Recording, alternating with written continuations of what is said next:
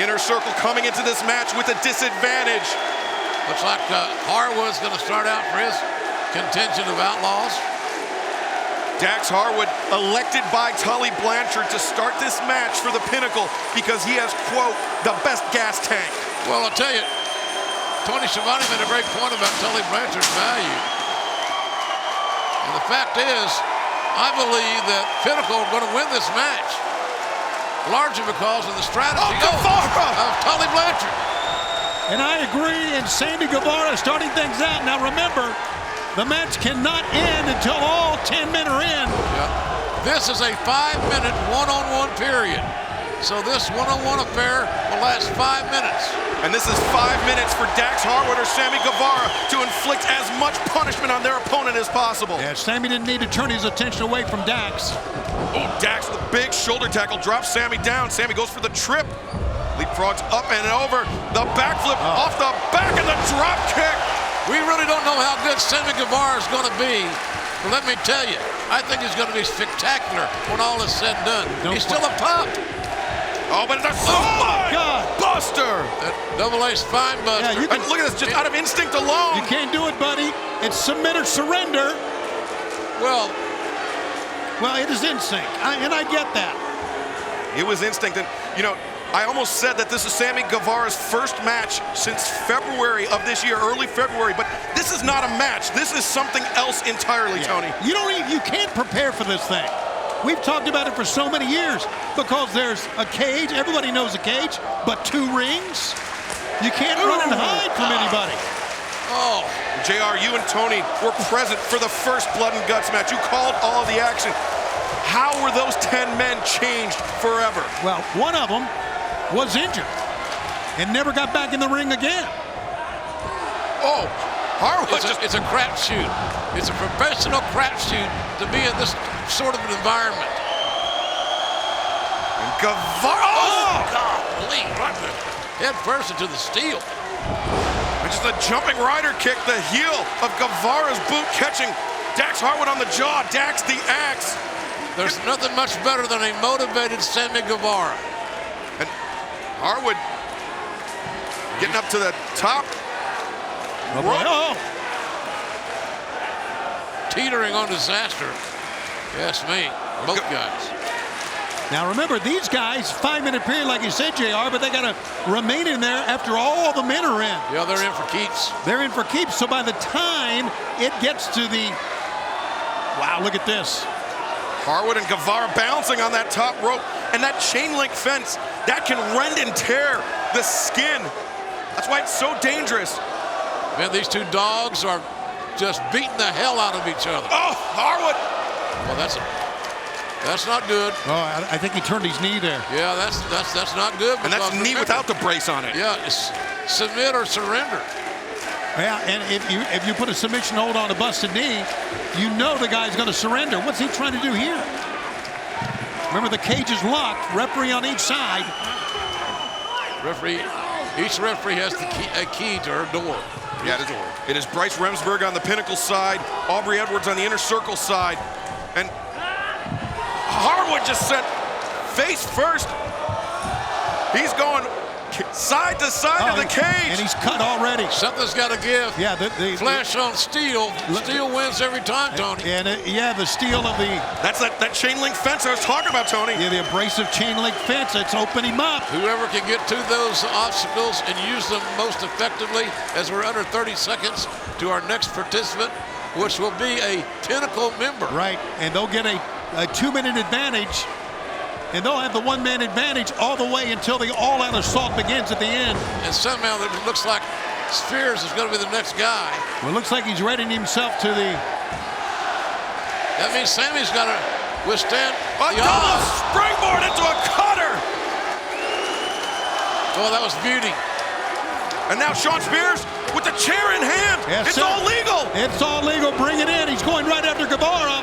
Sammy recovering as quickly as he can. Absolutely. Get the chair out of his hand. It was good strategy. And Dax Harwood bloodied in the opposite ring. Oh! Sammy Guevara. He volunteered for this.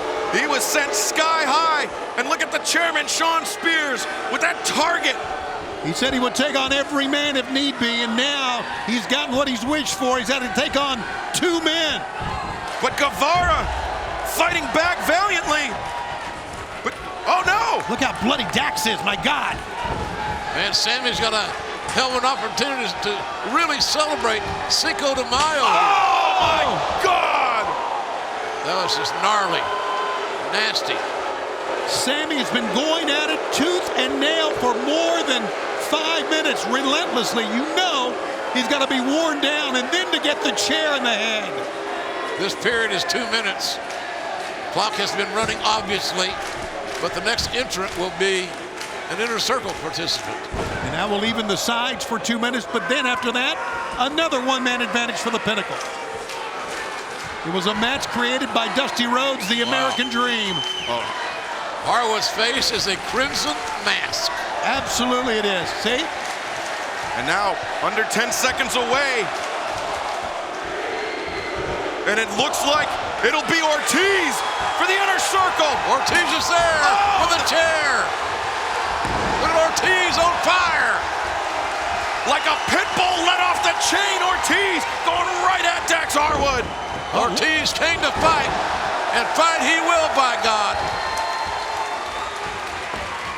Look at what Dax is trying to escape. My God, he threw the chair at him. But there is literally nowhere to go. No, and no way the match can end. You can't submit or surrender here. It's got to go on. That chair right up to the throat. You've got to take the punishment or dish it out. Oh! Jesus. Boy, that's a hard catch. The strategy here is to inflict as much punishment before the all-out assault begins, before the bell rings. Tony Khan said on Busted Open today it was going to be brutal. It's unpredictable. It's everything and more. Spears and Guevara on the top rope, but the chair into the... And the Spanish fly! My God, from 2 ropes! Have you ever seen anything like that before? Amazing balance, amazing athleticism. All hell is breaking loose all throughout these 2 rings. Amazing carnage is what it is. And remember, the 2-minute countdown is going on. The next man to enter this match will be from the Pinnacle. Guevara. Yeah, there you go. He could have hurt himself that time. Guevara tried to spring off with the punishment inflicted by the Pinnacle just too much, but he still managed to clip Harwood on the knee. That chair did a lot of damage to him. Equilibrium.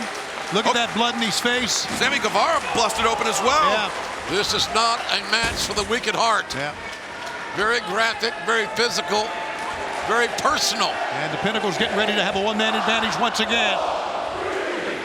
And it looks like it'll be Cash Wheeler. Wheeler enters the match. Now both members of FTR in there. Oh, God. Just nothing pretty about it. Wheeler went straight to his partner's corner, where he was anyway, to save him from any further beating. This is showing not only what the one-man advantage means, but it also shows what being fresh means against all these guys. And look at this. Guevara unable to protect himself. Spears just driving the heel of his boot into the jaw. And the assisted brainbuster by FTR. FTR has that advantage. They know what they're going to do. They think is won.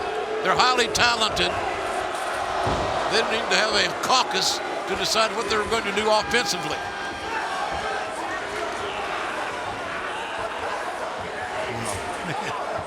Look at this. Santana wants to get in. He'll get his shot. Coming up pretty soon, maybe. Oh, my God. That man flying through the air was Sammy Guevara. Now, let's again state the fact that Guevara and Dax Harwood have been in there the entire time. And that's their sentence. They're going to stay in there for the entire time. Spears locking in that sharpshooter. He can just hold Guevara in this until the next Inner Circle member comes in the match. This is a gory special. Oh! And Ortiz falling between the ring and the cage. Man, that looked good at all. And Sammy Guevara, I mean, even if he taps here, the match won't be over.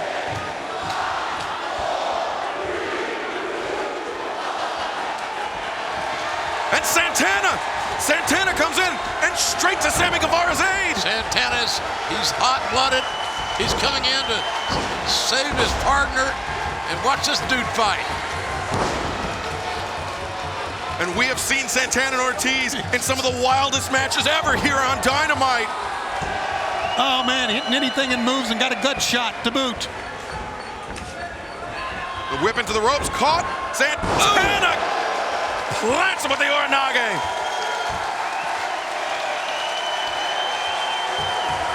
Bodies everywhere, just like we expected. Well, this blood and guts match will continue into the break. We will stick with the action and picture. You will not miss a second.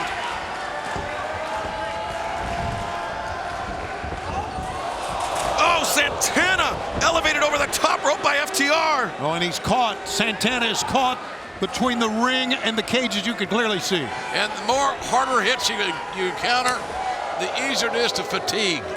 And I think that's what we're seeing right now with Santana. He's got to find that second breath.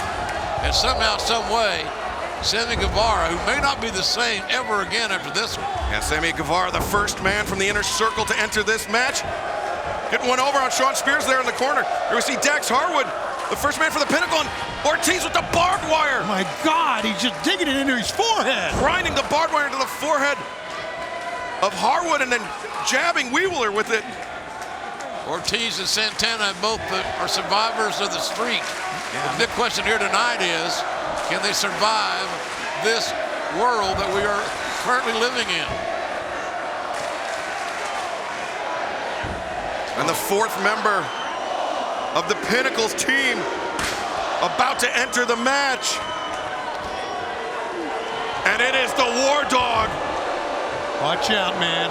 I think business just picked up. If anybody can clean the house, it's Wardlow. Look how confident he walks. Wardlow taking his time. And I think it's very smart, Excalibur. You know No, what? it's not, yeah. Wardlow could have run in right and washed over the inner circle like a force of nature. He's big, he's athletic, he's nasty, and he's smart. And that last trait may take him the farthest. And each member of the, look at this. Well, Sammy's still barking. Ortiz, Santana, Guevara, all ready to face off with Mr. Mayhem himself, Wardlow.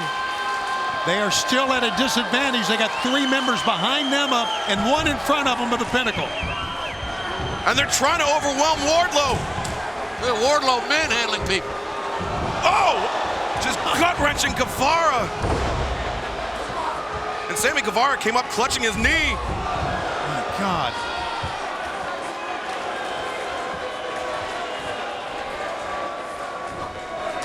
Wardlow overwhelming the inner circle.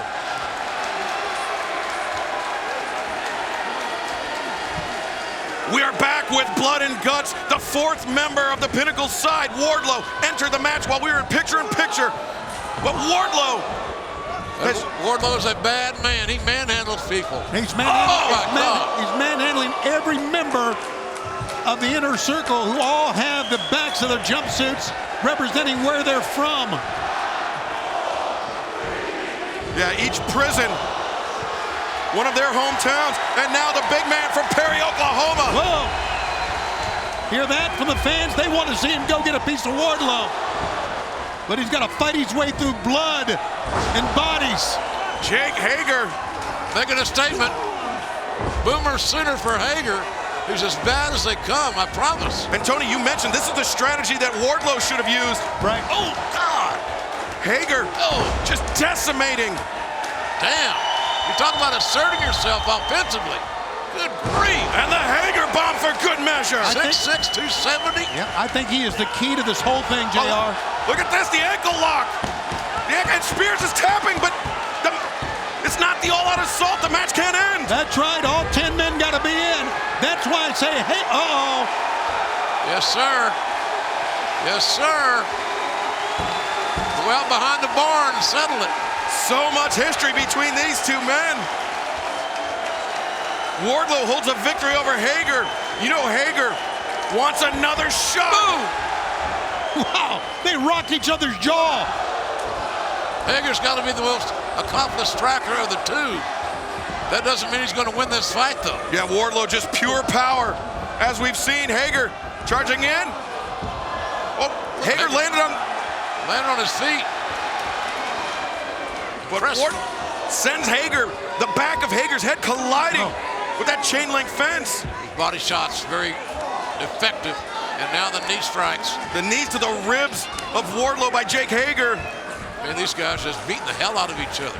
When you can hear flesh on flesh from where we're sitting. Look at this, Hager digging his fingers into the eyes. And now the final man for the Pinnacle about to enter this match, MJF. Oh, Spears just at the C4. Oh, the shower of booze everywhere for MJF. Well deserved too, I might add. He may be the most disliked human being in all of AEW. You knew he would not be the first man in for the Pinnacle. You knew that. MJF, the architect of the betrayal of the Inner Circle. Look at this. The low blow, that shot block from behind. That's why he looks so brave. Takes the 6'6" Hager down. MJF knew that he had his bodyguard, his lapdog Wardlow behind Hager to even the odds. Now here's the deal. I predict that Pinnacle's going to win this thing because of Tony Blanchard. A lot of this right here, Excalibur, ain't going to get it done. No, this does not help the Pinnacle in the least. As we see the blood all over the canvas. This is literally a fight to the finish is what this is. And, my God. Oh my, Cash Wheeler completely bloodied as well. Yeah, he cannot see out of one eye. That's right, Tony. He looks partially blinded, no doubt about that. It's funny what happens sometimes when men bleed a lot and how they respond to tasting their own blood. Exactly. Some fire up, some cower down. That's right. And look at this, the Pinnacle retreating to one ring. They've got Santana on that side of the ring and Jericho.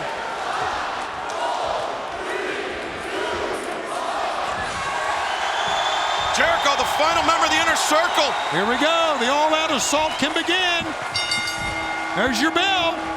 Now it's submit or surrender, JR. We've moved to the last phase of this match. And now we're in the submission or surrender mode. No pinfalls. Submission or surrender, and obviously no disqualification. Duh. Look at this. Man, you're talking about a standoff. A lot of manpower there. And they just over. Charging to meet in the middle. Man, guys get hurt in these environments. Somebody rolls a knee, twists an ankle. So many awkward and strange angles. And now the referees have their work cut out for them too, right? They've got to find a person to submit or surrender. You just got to have good ears. And Jericho with the bat in hand. He's got Floyd. It's all legal. And he is teeing off on the Pinnacle. You know, JR, this match has certainly evolved since the time we first called the first one. There were no bats back then or barbed wire. Shawn Spears is trying to get out of the range of Chris Jericho. 1987, Tony, great night in the Omni. Yeah, it was tremendous, and boy, has it come full circle now. Look at this. Look at this. Jericho choking Shawn Spears on that truss. And Aubrey Edwards is right there. She is right there if Shawn Spears gives up. Is Spears going to surrender?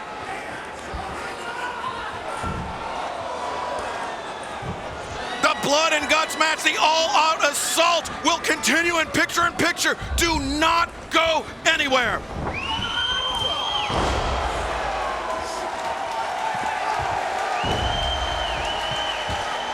Jericho, the emotional leader of the Inner Circle.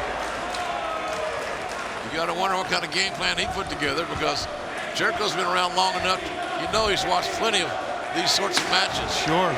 They're true. Those words we can't say. Student of the game. But using that chair, the chair that Shawn Spears brought into the ring, now becoming Jericho's weapon in this blood and guts match. Oh! Man, just spine tingling, pulverizing your back, all your back. The lower back, yeah. Especially the spine. The tailbones, the hip, everything. And now Jericho going right at MJF, gouging the eyes. Ooh. Flesh on flesh, you can hear that one. This is where it all breaks down, and I'm telling you, the guys who are in most trouble here are Guevara and Dax. They've been in there the entire time. Oh, MJF hung out to dry on the top rope. And, you know, I mentioned at the top, Tully Blanchard elected Dax Harwood to begin this match for the Pinnacle because he has what Tully considers to be the best gas tank. And now FTR They're tearing the canvas. The canvas away from the... Exposing the wood. Yeah, trying to floor expose of the wood. ring. As you can see, it's kind of been, JR, it's kind of been expanded. And look at what Spears is doing. He's unlocking that turnbuckle. FTR. And now we see Wardlow and Hager. Look like Wardlow trying to counter, but Hager able to pass the guard of Wardlow. FTR still tearing at that canvas. Well, you can see the fatigue. They're hell-bent on their plan, wherever it may be. Yeah, you know, you called it right, Excalibur, the fatigue, trying their best to do this, but they are just spent, man. They are just absolutely spent. And Wardlow is locked in, but he is fighting as much as he can.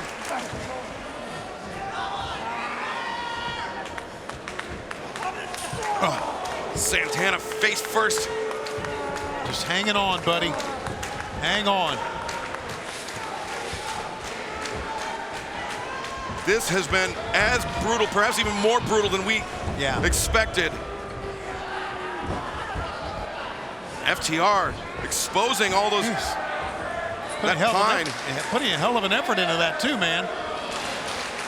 But Ortiz with the mad ball. The equalizer here. There you go. Oh!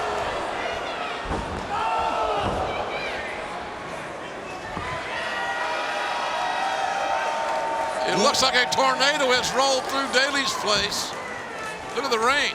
That's all at the behest of FTR. Exposing the wood, the floor. They've got Santana and Ortiz. They're looking for the pile driver on the exposed pine. Ortiz and Santana, though, fighting out of it. Sammy Guevara. Somebody's going to get it. Coming up. The spike pile driver on the exposed pine. They wanted it. They got it. Well, that could be a huge, huge turning point in this match. Look at this. You can eliminate 2 members. Jericho with the code breaker. Sammy Guevara with the thrust kick, dropped Spears. Spears was about to hit Jericho with that turnbuckle.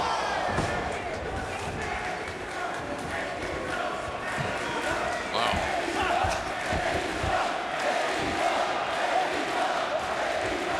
Now Ortiz with Spears hanging upside down. Spears trying to fight that chair off. He knows all about it. Look at Sammy Guevara. Is he gonna go coast to coast? He is. He's gonna attempt to. Sammy. Look at the contusions on his shoulders. Sammy Guevara! What the hell?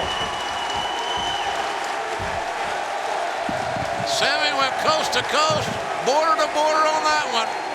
What a talented young man who came in here as motivated as anyone in this match. What the? That's so athletic, so courageous. A tremendous collision, and Sean Spears may be effectively eliminated from this match. Wow. MJF just got hit with the turnbuckle by Jericho. Now Jericho needs to gouge him with it. Jericho hit MJF right in the face with that turnbuckle, that clamp. That. I think Santana might have a fork in hand. Oh God. That's visible proof that Abdullah's been here. I was going to say, it's really Abdullah the Butcher-like. Oh, look at that. Oh, yeah. Oh, we're digging this. And Santana. Look at that. Oh! Gouging MJF with the fork.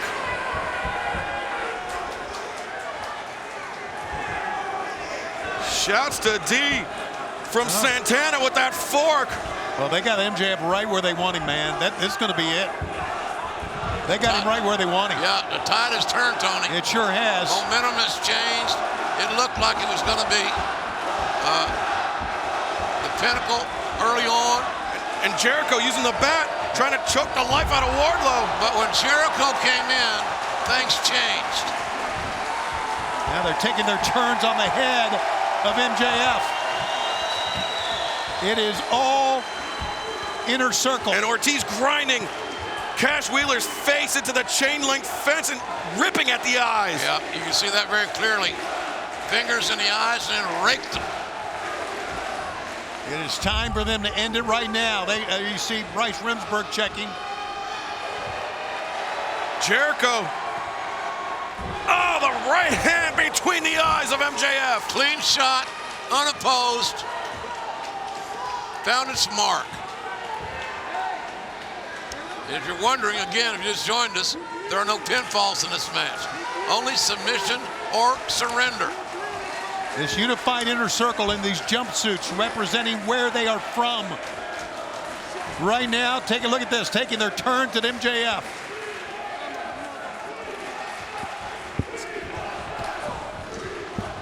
The inner circle. Despite starting this match, they seem to have the advantage, but Wardlow, the great equalizer. Oh, what elevation. Amazing elevation. And Wardlow is just a double leg on Hager. Not many men can do that to Jake Hager. No, nobody can. That's it. Oh! Man, that's an equalizer right there. Right across the knee, right in the spine. Now we're going street. Oh my God. Wardlow blocked that damn thing with power. Yeah, just raw power. It wasn't pretty, but Wardlow got Hager on his shoulders. Jesus. Oh, and Hager takes down Wardlow. What impact. We are going to break right now. This is our final picture-in-picture. This is Blood and Guts.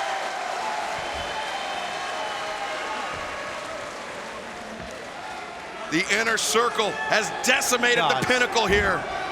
They have overcome the odds.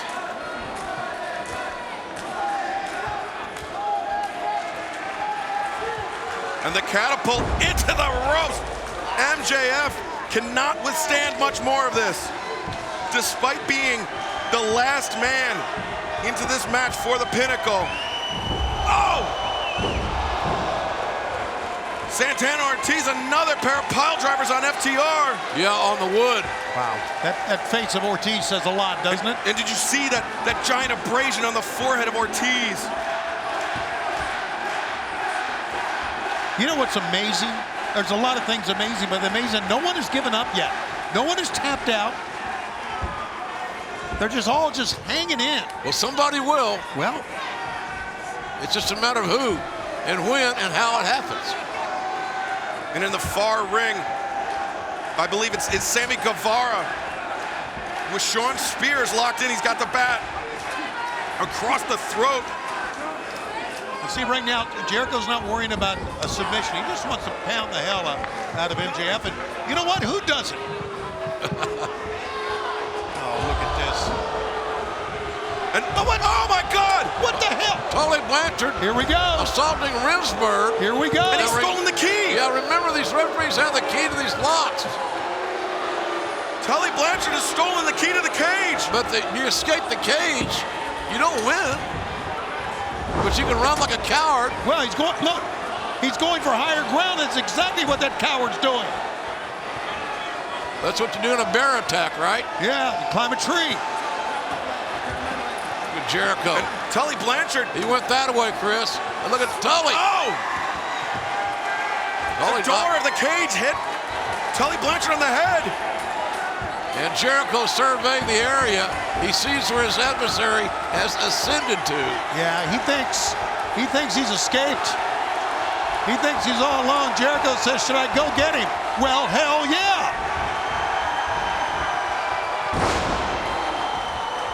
But this match is also continuing inside the ring. Yes, the other four members of the Inner Circle going at it with the Pinnacle. Far from over. Remember, submission or surrender only. This thing by Tully Blanchard was a damn escape hatch for MJF. It's not going to work. And Jericho. You know what? Jericho, he'll have MJF all to himself on top of that cage.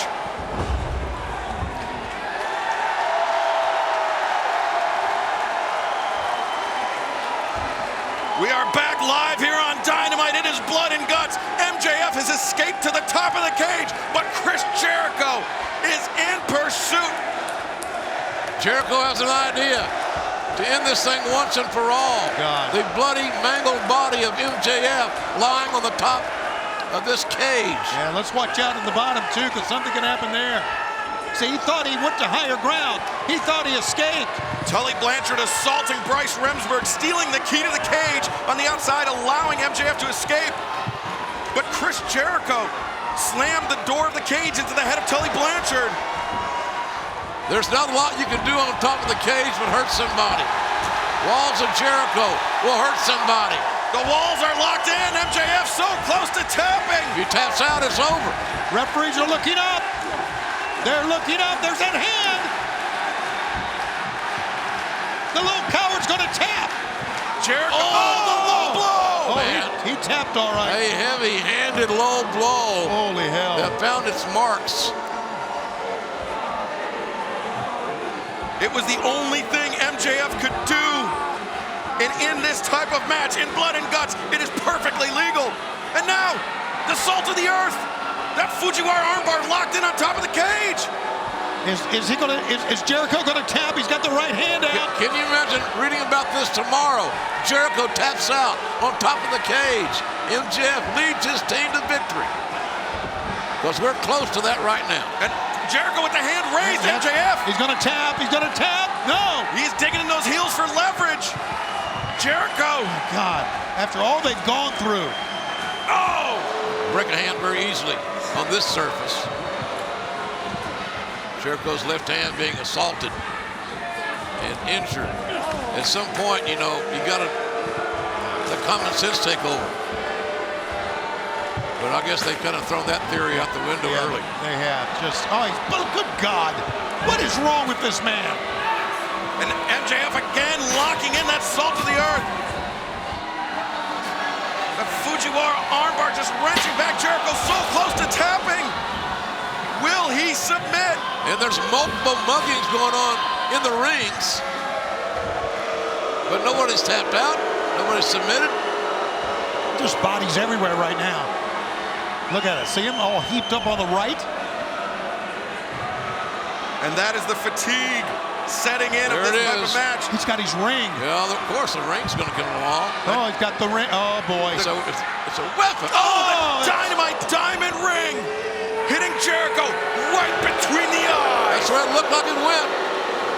Found its mark very forcefully, accurately.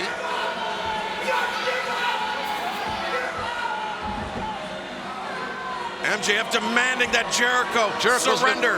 Jericho's been busted open. What the hell's he doing? What? Wait. He's not. That no good piece of shit's not doing We don't know what he's going to do. He's looking. What? No. This concrete stage here. Come on, This is going too far. Uh-oh. Oh, no, for God's sakes, for the love of God, no.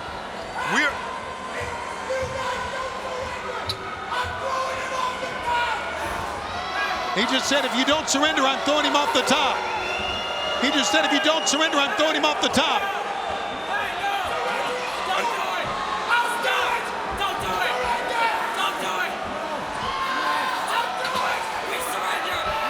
That Guevara just said it. We surrender. The Inner Circle has surrendered.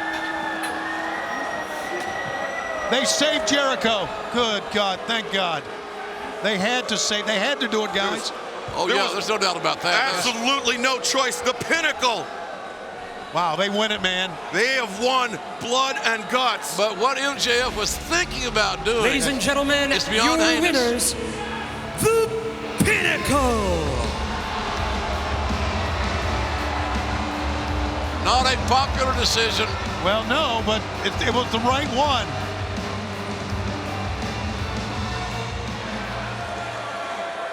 Tremendous bloodbath, physicality, aggression. Look at this. He thought he was going to higher ground. He got chased up there, and it was a hell of a battle on top. And they submitted to protect Chris Jericho. Wait, no, come on. Hey, he's a sick little bastard. I'm telling you. He's up. Oh, my God! My God, what are we seeing? Get the doctor there quick as you can. Chris Jericho thrown off the top of the steel cage. Good God Almighty. Jericho may have broken his back. MJF. Here it is again. Look at this. Throwing Jericho off the top of the steel cage. Man, this is serious business. Oh, man. Members of the medical staff is out. It looks like Jericho, at least you could say, Dean Malenko is out. Look, Dean Malenko, one of our coaches in the back. One of Jericho's closest friends. Thank you.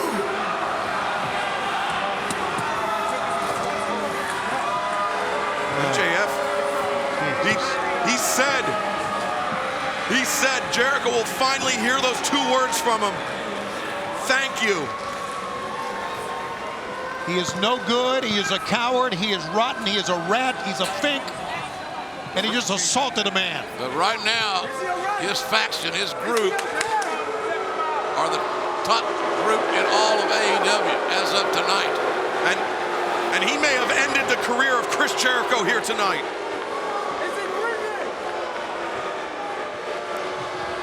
Chris Jericho being attended to. MJF ascended to the top of the cage. Has he ascended to the top of AEW? Well, if he's not there, he won't stop until he is. Well, as far as I'm concerned, he's ascended or descended to the bottom of the food chain in humanity. He has none. MJF absolutely amoral. He will do anything to achieve his goals, as he proved here tonight. We've seen so many wrestlers come and go, JR. I don't know one that I despise more than that little piece of crap on top of the cage.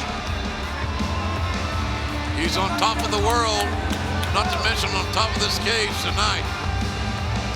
It was a tremendous battle by all 10 combatants. But at the end of the day, the Pinnacle with the victory in Blood and Guts. Very concerned, Dean Malenko. Yeah. He's very close, as Tony mentioned, to Chris Jericho. They've been close for a long time. They've had some great battles years and years ago, and oh yeah, help him down so he can go down his own way. Somebody should throw him off like head first. Yeah, right. MJF, Wardlow, Cash Wheeler. He's 10 times the man and wrestler that I ever was. Oh, Guevara leaps over and Claudio just backdropped him. Oh my God. Gut wrenches. Oh, How strong is this guy? Guevara landed on his feet from the gut wrench, but Claudio picks him up like he's a child. Oh man, oh, back of the head. Yeah, that's the thing right there, the neck and the back of the head of Guevara. That top turnbuckle, that's a lot of impact. Look at that quickness that Claudio has. Sorry, JR, the quick foot explosion, I should say, of Claudio. That uppercut forearm that he delivers, Excalibur, is about as good as I've ever seen. It was taught to him by my old partner, Dave Taylor, and he throws the greatest one in the world until Claudio came along. Yeah, I think Claudio's size, And there's only a few of us know that. 6 feet 4 inches tall, 232 pounds, and he is able to accelerate and close the distance so quickly. That makes the uppercut even more dangerous. It's all about the leverage as well, Excalibur. You know, he's got a little height advantage on a lot of guys. Well, like right here with Sammy Guevara. That's a good point, JR, because when he brings that uppercut, he's taller, and boom, you see he pops his hip. He doesn't just bring the uppercut, he brings his hips, Regal. And he brings it right into the sternum, which is exactly the correct place to hit somebody with. A lot of people don't realize the lower body plays such a big part in that. Absolutely. Lord Regal, I have to ask, is the animosity between Claudio Castagnoli and Eddie Kingston a concern of yours? Long before AEW even existed, those two men were at each other's throats on the independent scene. These men have history like the War of the Roses that we have in England. It's gone on for years and years, and it will never stop. But it's not going to stop them fighting as allies, tonight, because they have a common foe. Sammy's doing everything to scramble in this nasty structure. He just landed. Sammy's been in 5 car wrecks since this damn thing started. Yes, he has. Just trapped in this massive structure by this killer named Claudio Castagnoli. Watch out here, Sammy up to double. Look, he's just trying to get away from Claudio. Sammy Guevara is trying to burn the clock out. Well, you can't blame him. You can't blame the lad. That's very smart. Sammy's trying to show that he's in control. Because the Jericho Appreciation Society has that man advantage. Sammy trying to burn the clock until you can get the second man in there. And as we all know out here, and the fans know because of the man advantage, shortly we're going to have Jericho with that advantage in a 2-on-1 situation against Claudio. Jericho will anoint his next entrant from his group. Just so strong. He's Claudio. Just grabs the guy's armpit and chucks him right over the ropes. I don't think Detroit likes Sammy somehow, do you? No, well, Sammy's hated up. Sammy just nice counter. Claudio was looking for that elevator uppercut, and Sammy countered with a cutter. Yeah, that maybe the uppercut became just a little bit predictable there. Sammy maybe sensing that. I think you're right, and Ty Conti on the outside, the blushing, lovely young lady, fiance. And very smart competing by Sammy, because the one thing that Claudio can't train is his forehead and his head hitting the floor. And hit the mat like that for sure. And Sammy utilized his quickness, but this is a mistake. It's dumb. It's just not. Turning it back. It's dumb. What are you thinking, Sammy? What are you thinking? The double leg. Love hurts, Mr. Ross. Love hurts. There's Daniel Garcia, the next man to enter, and he shuts down Claudio Castagnoli in that giant swing. Yeah, fans are pissed. They didn't get to see the giant swing. I know I am. This blood and guts match continues in picture-in-picture. Don't go anywhere. Well, Garcia did the right thing. I mean, yeah, the massive audience here not happy about it in Detroit, but he had to stop that swing that was on Sammy. Now here's this 2-on-1 situation. That giant swing, Lord Regal, so disorienting. All that blood rushes to your head. Rushes to your head and knocks your equilibrium completely off. The longer he swings, the harder it is for you to get up off the floor. I've seen him beat people just on a count-out after that because they can't get off the floor. It's so busy and it's beyond nausea. It's Claudio cracks the knuckle. Solid. So many parts of this man's Superman-like body that engage in delivering that uppercut. Garcia took that leg out, Excalibur. That was smart. That's right. The low dropkick by Garcia set up Claudio for the leaping knee strike by Sammy Guevara. Good teamwork being shown by the Jericho Appreciation Society duo. You have to give it to Chris Jericho. He is an excellent strategist. Yes, always has been. He's always one step ahead. And right now, both Guevara and Garcia in control of Claudio. Double vertical suplex there. The man advantage really coming into play right here. Yes, sir. And even though you're giving up size individually for these two athletes, that Claudio is such a big Superman. It doesn't matter when it's a 2-on-1 deal, no matter how tough you are. Exactly. Especially when you're two really smart competitors. Daniel Garcia, an incredible young man. Yes, and Sammy, like him or not, he is tremendous, as we know, as a competitor. Yes. And there you see Jericho on the outside calling out plays to his team. He knows that the more damage they can do to Claudio Castagnoli in this early going, the better off it will be for the Jericho Appreciation Society.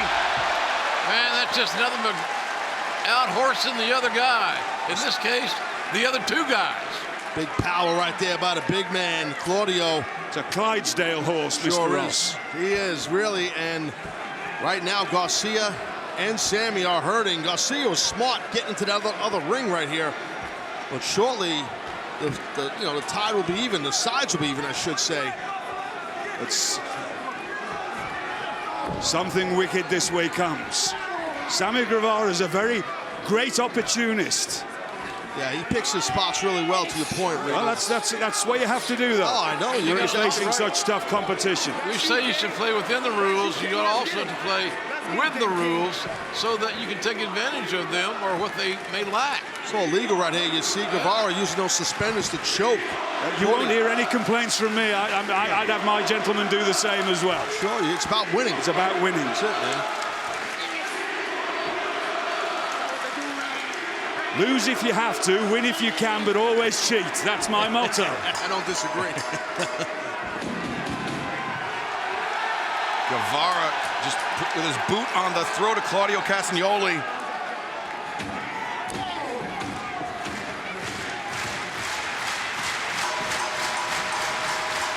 The Blood and Guts match continues here on Dynamite. The Jericho Appreciation Society with the 2-on-1 advantage over Claudio Castagnoli. Not for long, no, not for long. Here comes Wheeler. Boy, he's been a pleasant surprise, this Wheeler Yuta kid. Wheeler Yuta charges in and a leaping elbow strike. I like his game, and we know he's tough. And during the break, the audience, our live crowd was calling for Wheeler Yuta to get in this match. And look at these German suplexes. Never losing control, never relinquishing the grip that he's got. Correct, JR. His hips. Watch how low he engages his hips. Well, and JR, we saw a tremendous series of German suplexes from Yuta this past Sunday at Forbidden Door. And now the switch, and there goes Guevara. I like this team, these two young guys' game. That's what AEW is all about. I think we got a lot of great veterans. There's no doubt about that. Some in this match. Oh, and Claudio. We're dotted youth. Yeah. Sammy got dumped on his head.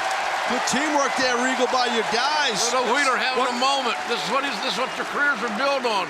These moments, these feelings. I'd like to give a shout out to Mr. Johnny Saint. It's his 81st birthday today as well. Happy birthday, Mr. Saint. Has a big influence on a lot of us in the Blackpool Combat Club. One of the greats of British wrestling, and Garcia getting flung across the ring by Claudio Castagnoli. Big deal by Claudio, this big, powerful man, and Wheeler Yuta stopping on Daniel Garcia. And Can you feel how the momentum's has changed? Oh, you're right, JR. The feeling has changed here in this match. Yeah, because it was now, but again, here's the problem. Is Jericho's group, they're going to have the advantage. Who's it going to be from? Big heater. Big heater. Jake Hager entering for the Jericho Appreciation Society, and there is no shortage of history between Hager and Claudio Castagnoli. There he is, a legit beast. Oh, no, Wheeler, that's not the right move. Hager, three-time All-American wrestler at University of Oklahoma. Yeah, that's a heavyweight. And he was legit as legit can be. Look at this. Oh, my God. Claudio just threw. Undefeated MMA record, as Hager. Now they lay eyes on each other and give us what we want. The clash of the titans. Here we go. Give us what we want. Wonderful. And Claudio.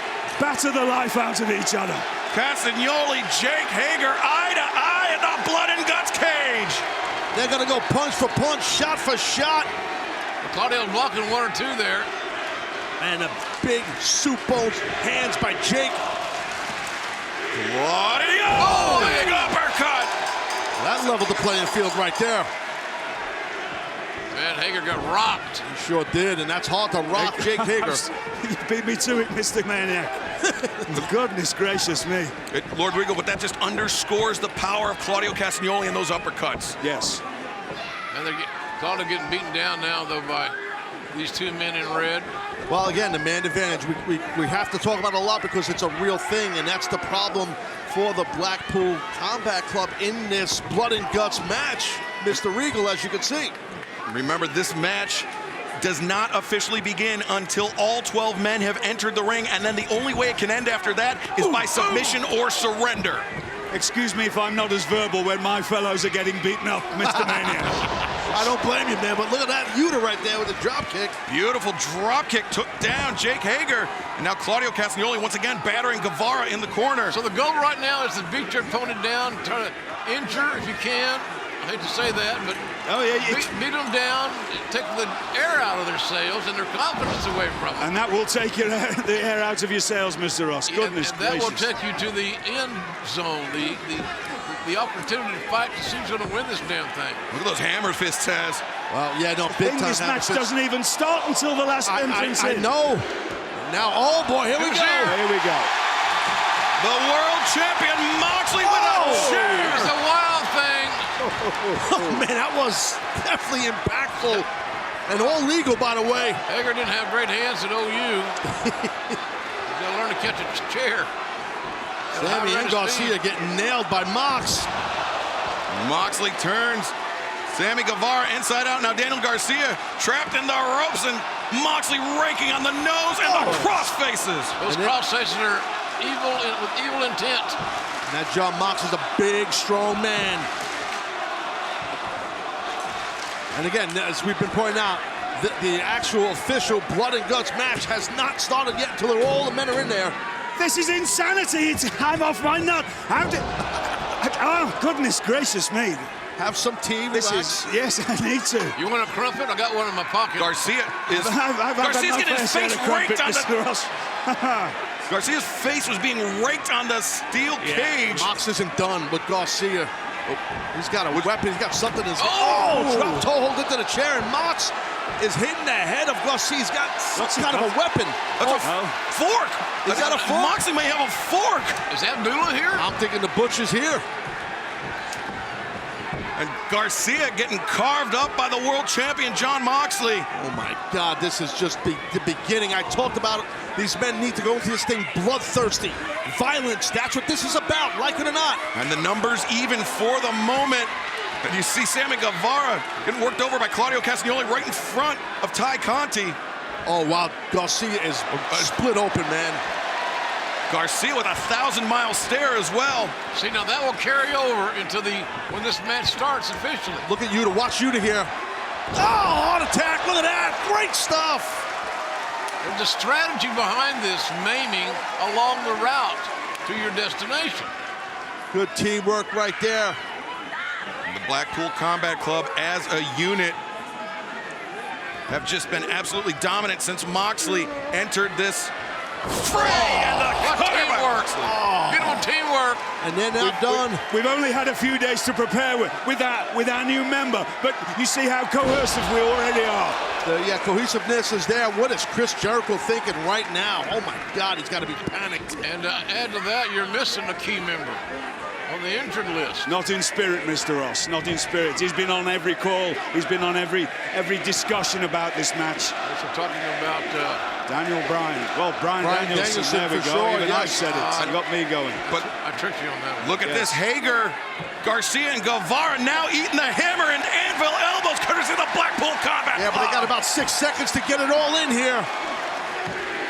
Cool Hand Ange coming in the house. Angelo Parker, the next member of the Jericho Appreciation Society. And this man is a sneaky little swine, so you can never take him for granted. Sneaky little swine. He is. Hear that laugh. You can never take him for granted. He's a very right, conniving competitor. You're right. He's running away. He's smart. Run, rabbit, run. Yeah, he knows he's definitely outnumbered here, Ange. Now Parker goes to the opposite ring, but Mox is in hot pursuit, though. He's off like Ange is looking for allies. He's off like a ferret down a rat hole. Look at him. Whoa. He's looking for allies. he is fleeing from the Blackpool There's Combat. nowhere He's to running go. like a scalded dog, fellas. For God's sake. I was waiting for you to say it. And Claudio Castagnoli with the gut wrench. Big a gut cool wrench. hand. Someone's going for a ride. And it's Angelo Parker, Taz. You know, the bad thing about those rides, fellas, is the damn landings. Yeah, that's the key. And now Yuta. Oh, Michinoku driver. And Moxley waiting right there for the uppercut. Oh, I think this is going to be. I thought it was going to be Pinball City with the uppercuts. Maybe it will be. He's getting dropped on each one. I kind of feel bad for Ange here. He's getting his ass whooped. I'll have to say that John Moxley isn't quite as precise on the sternum. He just hits you right under the chin. Yeah. Lovely. And all of the Jericho Appreciation Society just about is down. And remember, this match is not just about the animosity between these two teams. There's so many other threads running throughout. I mean, last night on Dark, Wheeler Yuta was attacked by Daniel Garcia after he defended the Ring of Honor Pure Championship. John Moxley was blinded by Chris Jericho ahead of their World Championship match 2 years ago. Yeah, no, your good point, Excalibur. There's a plethora of threads for sure. And now it looks like Jericho's crew is turning things around a bit maybe here. Yeah, the numbers advantage. I mean, that's been the Jericho Appreciation Society's MO. Uh-oh. And Claudio's ankle just got blasted. That was by Jake smart. Hager. Smart by Hager. Hager in that 6'6" frame, coming down with a lot of force. Now he's almost bending that chair. Well, he didn't learn that in the wrestling room at OU, I'll tell you that. No. Shotgun dropkick by Garcia. Hey, when you're the toughest guy on campus your entire life, you have a unique way of expressing yourself at times, Daz. You know that. I do. You're right. Well said. Oh, God, that hurts. Damn, that hurts. I remember those shots. Those Not welts fun. around the anatomy, Cesaro is becoming more and more prominent. Yeah, Claudio It's a very physical portion of this main event. And Ortiz headed in, and now Angelo Parker trying to keep Ortiz out. You see Ortiz with the shaved head. Ooh. All of that courtesy of Chris Jericho. Well, Ortiz is a tough New York City street guy. Big street guy, man. He loves violence and fighting. He grew up doing it. Well, he had to eat. You're damn right. Yes. I know where he's from.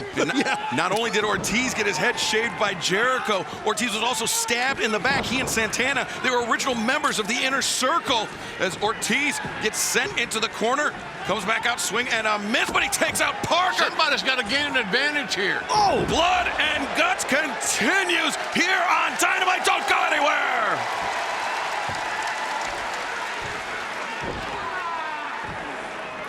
Pile drive, maybe a power bomb. Oh, wow, Sammy got drilled by Ortiz. Hager and Castagnoli battling for advantage here, the two bigger men of their teams. Yeah, just fights in both rings, battles. Let's not forget that Jake Hager and Claudio were tag team partners for a long time, so they know every little trick about each other. They've traveled together. They've spent shared rooms together. They know exactly what the other one is thinking and going to do. A very successful tag team, to your point. Yes. But right now, John Moxley with... I don't even want to know what Moxley has in who there. knows? It could be anything. That's a public service announcement, ladies and gentlemen. I have no idea what... I have no control over John Moxley. Broken glass. Oh, goodness. Shards of broken glass. Oh, my Is that what I'm Gideons. seeing? Wow, Oh, dear. I thought it was going to be tax. dear. And we'd like to thank our official partner, DraftKings. As Moxley with the dear, broken no. glass, and Oh, no. Oh, no. Pile driver on the broken glass. oh my God! Damn. There's just no way that can't help but just kill you. Yeah, no, that just rips apart your head. Lord knows how many stitches Andy's going to need. When I was 17, I walked into a pub once and got glassed on the side of the head, and I got six stitches from a slight glance. Imagine what that's going to do to this poor little ferret here. I mean, there's probably glass dear. stuck in his head. Now Mox has Hager here with just a strong forearm shiver. And, wait again, Moxley with a piece of glass in his hand. He's got a chunk of glass. This has gotten ugly in a hurry. Oh my God. The pain, the agony of this has got to be simply excruciating. God. As John Moxley said, he has come here to deliver glorious pro wrestling violence. Yeah, I'll tell you what, William Regal, your crew is looking great right about now, buddy. What do you expect, Mr. Maniac? What do you expect? Yeah, you're right, man. You got these guys rocking. We fight and we love it. Do a great job of it. Garcia and Hager singling out Claudio Castagnoli, and Claudio gets deposited on the top rope, and Moxley very calmly just grabs a hold of the neck of Garcia. Sammy broke it up.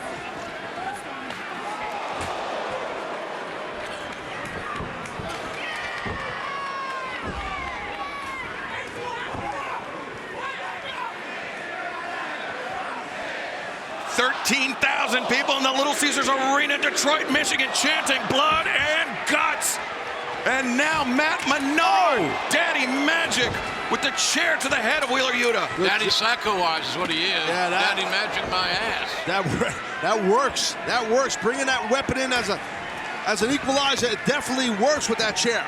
And the Jericho Appreciation Society once again with the man advantage. And Menard with the chair on the interim AEW World Champion. Did you ever try looking at Menard in the eyes? Oh, he's a revolting little toad. Guys, let's take a look during the break what Mox did. Check this out, folks. Yeah, this was in picture-in-picture. John Moxley, broken glass in Shards the ring. of glass. And then the pile driver to Angelo Parker on the glass. But wait, there's more. Yeah, he took, well, we'll lay it out. Took a chunk of glass and drove it into the head of Jake Hager.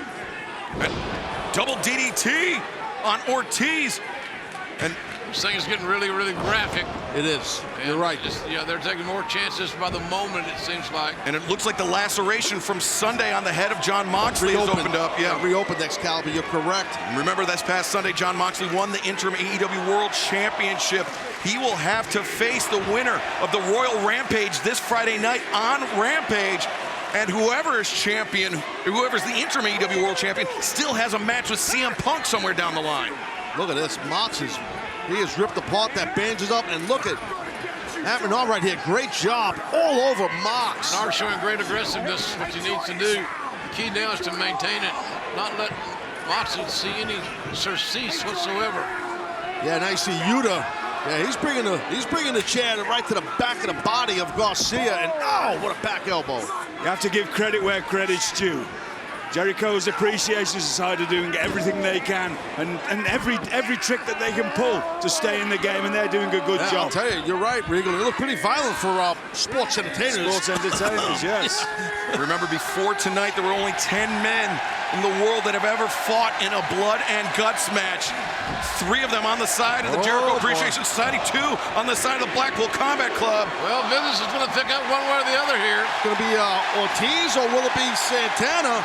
Ortiz already entered the match, and I'm sorry, Santana or Kingston. It's Santana with the barbed wire bat. Oh, baby. You know, it's obvious to me that Kingston's waiting on Jericho. Yeah, Jericho. When Jericho goes in, yeah, good Kingston's call. going to be ready to get in there and try to whip some ass. You're correct, Jim. Good call on that. You're right. Mr. Ross, wouldn't you be wanting to kick the backside of somebody who threw fire in your face? Well, of course you would. Yes, I'd hire somebody to do it. Oh, well. And I mean, think about Santana and Ortiz able to get their hands on Jericho. Hager Guevara for that betrayal. I love Santana's work he's done on his body. His strength's improved. Yeah, but he hurt his leg. Yeah, Santana just dropped. He was trying to deliver that Uranage, and he went down. Yeah, I don't know if the body hit the side of the camera. Wow, how smart of Ange. And you see Angelo Parker, a bloody mess because of that pile driver onto the glass. He used the camera.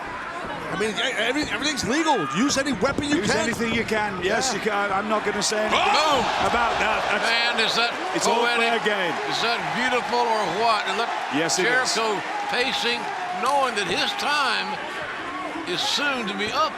He's got to get in the ring. Oh, the fork. John Moxley, yeah, the fork in hand, and now. He's got a sec. He's got all sorts of utensils. Oh, wait, no, Moxley. What is he doing? Oh, my God! Good Lord! The spikes! He's got a whole pocket full of crap in his... What the hell is this guy? He also got a low blow out of self-defense or self-survival. Moxley with a pocket full of skewers, driving it into the forehead of Matt Menard. He's ripping the head apart. I could make a quip about a kebab here, but I won't. It's too gory. Goodness gracious me. Split open right there. Oh, dear me. And I believe Santana's still down on the side. It's an issue with his leg or his knee. And I don't care how great Chris Jericho is. You know that his spine is trembling right now because he knows he has to face all and you're right. We know Jericho is just moments away from entering this match as the 6th and final member of the JAS team. He doesn't look too excited to get in this thing, and I don't blame Jericho. I wouldn't be either, man. Me neither. Jericho knows what's going to happen. He's going to get in the ring. He's going to be followed soon thereafter by Eddie Kingston. And all hell is going to break loose. Oh, and look at Yuta and Garcia standing between the rings. Slapping away at each other. Teeing off. Almost showtime. Ty's trying to inspire Jericho. Don't worry, he's ready. The price of gasoline just went up again. And he's got Floyd in hand, and there goes Floyd on the back of Claudio. Oh, but Ortiz able to duck under the bat, and now Ortiz opening up on Jericho. Big And a redemption. DDT there, hard DDT that And you know that smart. You know that Ortiz wants to take out all of that anguish and that humiliation that Chris Jericho caused him right now. Months of frustration and anger on the half of Ortiz, directed towards Jericho, and of course Sammy Guevara also for that betrayal. Ortiz took his punishment like a man when he had his head shaved. Sammy, look at Sammy. Oh, Sammy the flying cutter. You don't think that when he gets his chance, he's going to take his revenge on Chris Jericho. You just go for maybe a German suplex and he nails it, but oof. Sammy's in trouble, limp as a dish rag. And you see Santana hobbling, but he was able to lay down a right hand, and now look at that, Yuta plants Big Daddy, or Daddy Magic, Matt Menard. Look at the canvas guy, all the blood, guys, all the blood on the canvas shows you the violence in this match. Speaking of violence, the guy who's fixing to get in, he's all about it. He's all about violence. Whoa, look at Claudio Castagnoli. Gracious, Power, man. Oh! That's a big man that Claudio just controlled on his shoulders. Oh, but Garcia. Good timing by Garcia. Oh, maybe not so. Maybe not. Oh, boy. Garcia. There's more to it than hitting one move and screaming. He almost hit Chicago. He was so high in the air. Oh, but codebreaker by Jericho. Or Toronto. They're stacking them up like cordwood here in this ring. Windsor, I got it. 3 times a charm. Submission or surrender is how you get eliminated. Chris Jericho you smiling like a Cheshire cat here, but not for long, because in any 8, 7, 6, Eddie Kingston is going to be climbing into that ring, and hell is coming with him. He's got a kendo stick in hand. Ills don't feel good, I promise you that. Oh, there you go.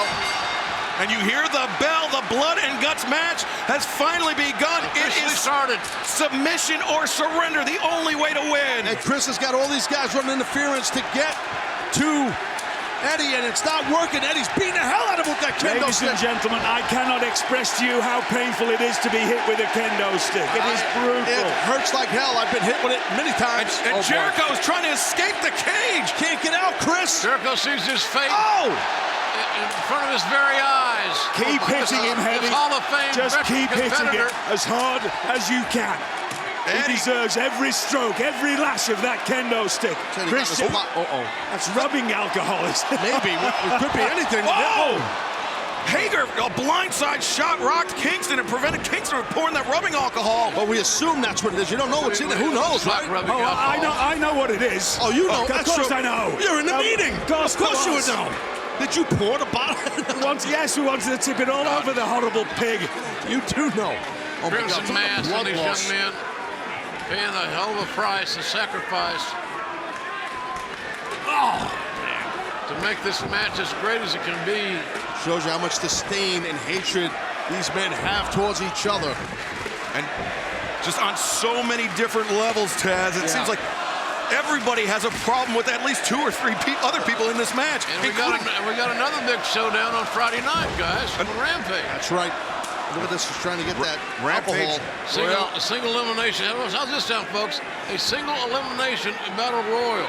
20 wrestlers in 2 rings.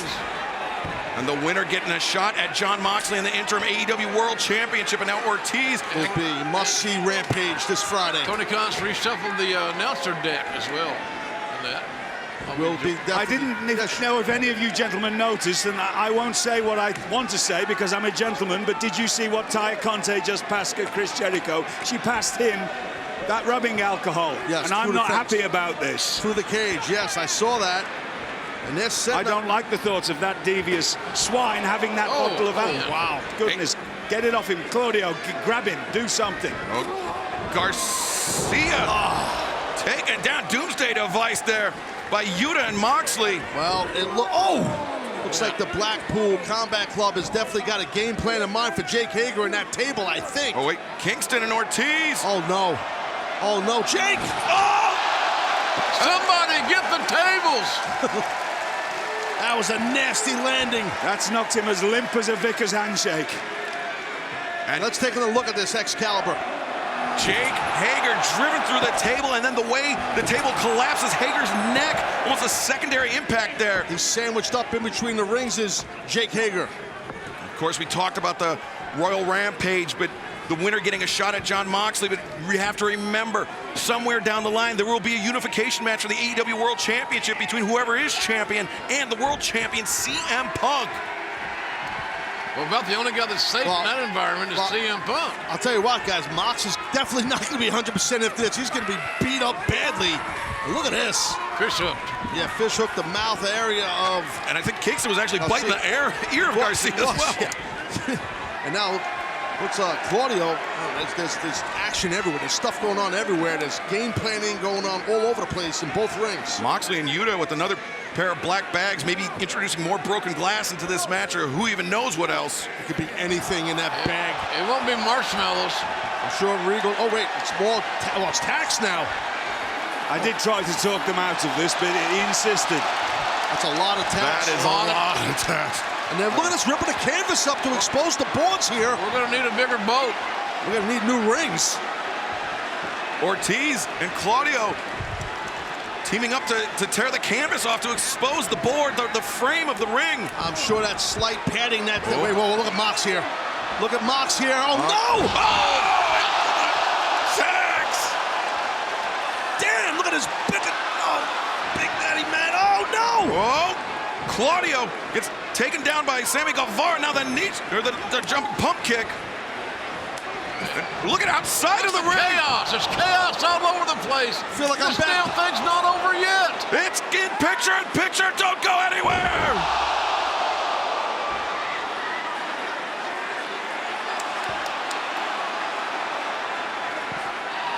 The punctures on the spine of Danny Magic, Matt Menard. Like an old lady's pincushion. Oh, wait, Menard just reversed Moxley. The wood's exposing that other ring, but Mox now, nice drop step out of nowhere, and that rear choke. Oh, look at this, a bulldog choke. Moxley is going down into the tax with the bulldog choke. Remember, it's submit or surrender. This match could end right now. Someone's got to help Matt from Jericho's crew here. Oh, it's the Wizard. And the rubbing alcohol into the open wound. Into the open wound on the forehead of Moxley. Oh, the Judas effect into the tax. Man, what a shot by Jericho, knocking Moxley on his ass. Jericho showing domination, either mentally or physically. That's his game plan. He'll beat you on one side of the coin or the other, and he'll do it much more often than not. Perfectly done by Chris Jericho. He was so smart, and he picked his spots. I have to applaud the man. Yeah. That's why he stayed in this game so long. He's an absolute genius at knowing exactly what to do at the right time. Oh, no. Jericho. Oh! With a handful of tacks, rubbing it into the face of Moxley in that open wound. God. Can you imagine not only the pain of something like that, but how sore Jon Moxley's head's got to be? Well, how sore soreness of it. His entire body. An understatement, I think, Mr. Ross. Goodness gracious me, oh dear. Moxley had a tremendous match just 3 days ago with Hiroshi Tanahashi for the interim AEW World Championship. He put his all into that match and then had to turn around and fight in blood and guts here tonight. I remember that, and it was a hell of a match. And now look at this here. Jericho is all over Mox. Pounding that open wound. Sorry, Jericho. I love it when the fans are so enthusiastic, showing the respect for these athletes. Detroit used to be the city of soul. Now it's the city of blood and guts. Goodness gracious me. And the paradigm shift into the tax. Oh, low blow by Jericho. That's all legal, man. What a shot right there. It's as legal as a headlock, as Cowboy Bill used to say. Just a DDT, nothing fancy, but into those tacks. God. But you can't roll in any direction without rolling into more damn tacks. Oh, everywhere. Jericho just threw that chair right in Kingston's face. He hit him in the face, didn't he? Yeah, the frame of the chair. Kingston didn't even see it coming.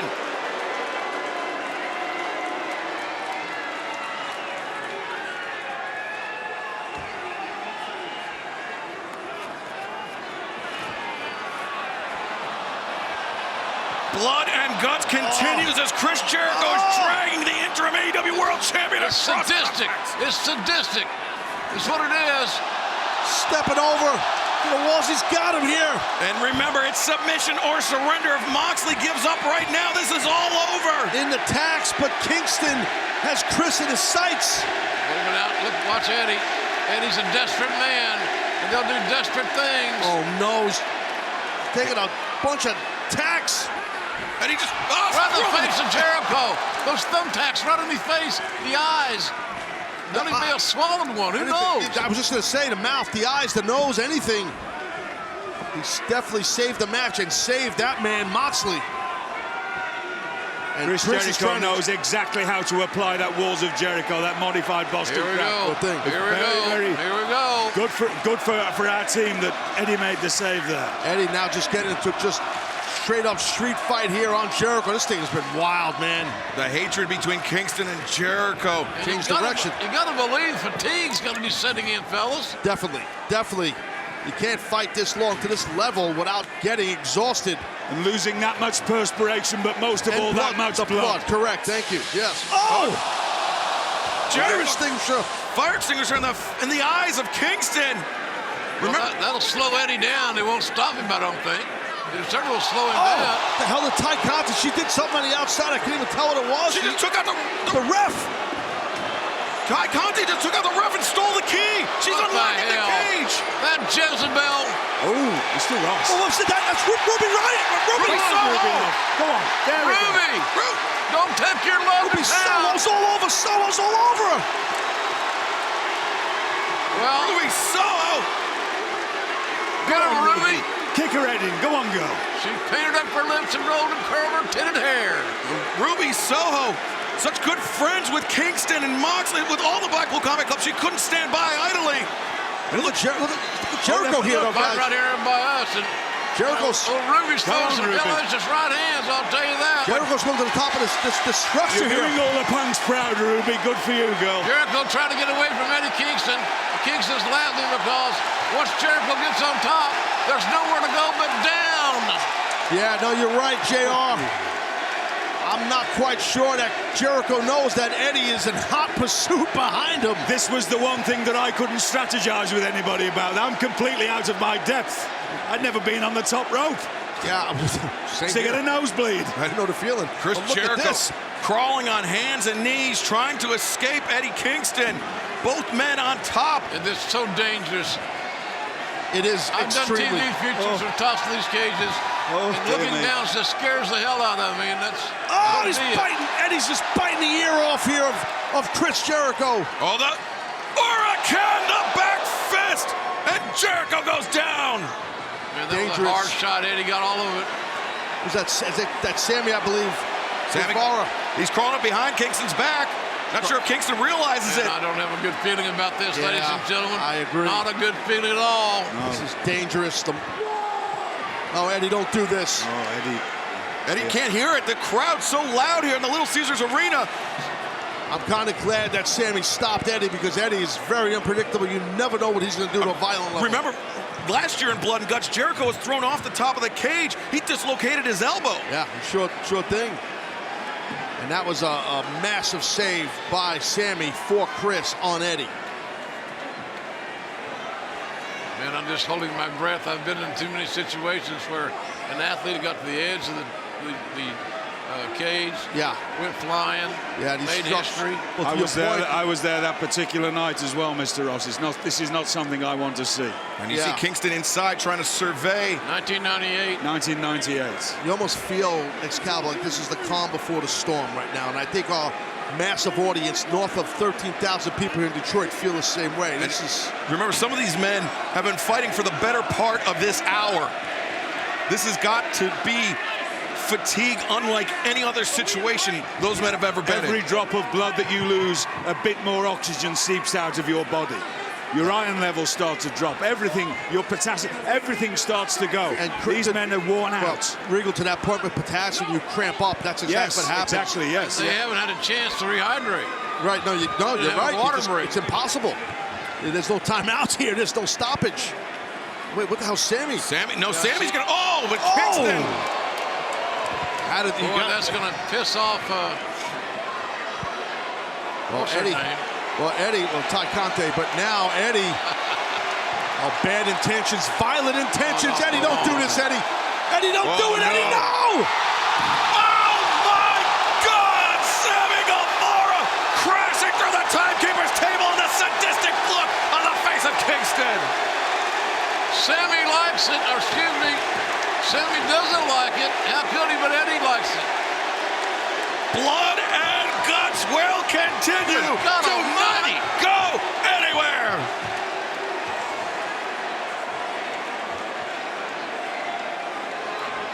What a horrible landing for Sammy. That we got to get medical attention out here for that young man. But now the story becomes Eddie Kingston has Chris Jericho all to himself on top of the cage. I have a great disliking for Chris Jericho, but I'm worried about him now. I do not want to see this anymore. I'm worried about Sammy. That young man is in a It's bad too way. late for him. No, I know, but we got to get some medical help out here. He's in bad Eddie's shape. laughing. Eddie's lying there laughing. He knows what he can do. He's got no remorse. Remember, Kingston said he wants to drink Jericho's blood. He wants to taste how a coward's blood tastes. Kingston has been wanting to get his hands on Jericho in a situation like this for months. Chris trying to get footing up there. It's slippery. Don't count the wizard out, man. He's smart. Jericho's up to something, maybe. I don't know, but he might be in trouble because Kingston's after him. Kingston crawling toward Jericho, and Jericho, I think his boots are full of the thumbtacks. That's exactly and what it makes it like standing on top of an ice rink 25 feet in the air. Good point. And they get closer and closer. And here we go. About as close as you can get and not become affectionate. Yeah, shot for shot here. Very dangerous. So high up on this structure. And the view from every seat in this beautiful building here in Detroit. It's a hockey fight at center ice, but it's 25 feet in the air on top of the Blood and Guts cage. This is dangerous. Look at this here. Ripping that shirt up. Maybe wants to get some chops going, Kingston does. Yeah, Kingston's so heavy-handed with those chops. That's another thing that can inhibit the breathing of his opponent. You can also knock your ass right off the top of the cage. Oh, Kingston. Oh! Jericho and Kingston trading shots. No man is going to step back one step, a half step, none. They're going to try everything they do to stay in the same position, because one step in the wrong way and you could be heading 20 feet to the floor. Yeah, and he's bringing it. He can't step into them, though, but they're still effective. And Jericho trying to cover up, but Kingston will not be denied. He is battering the so-called wizard, Chris Jericho. These guys look around and they see just inches away from them is a fall, potentially, that can end their career. That's not easy. I don't sound over-dramatic, but no, but look where they are. No, you're accurate what you're saying, JR. You're exactly right. That concrete floor is unforgiving as hell.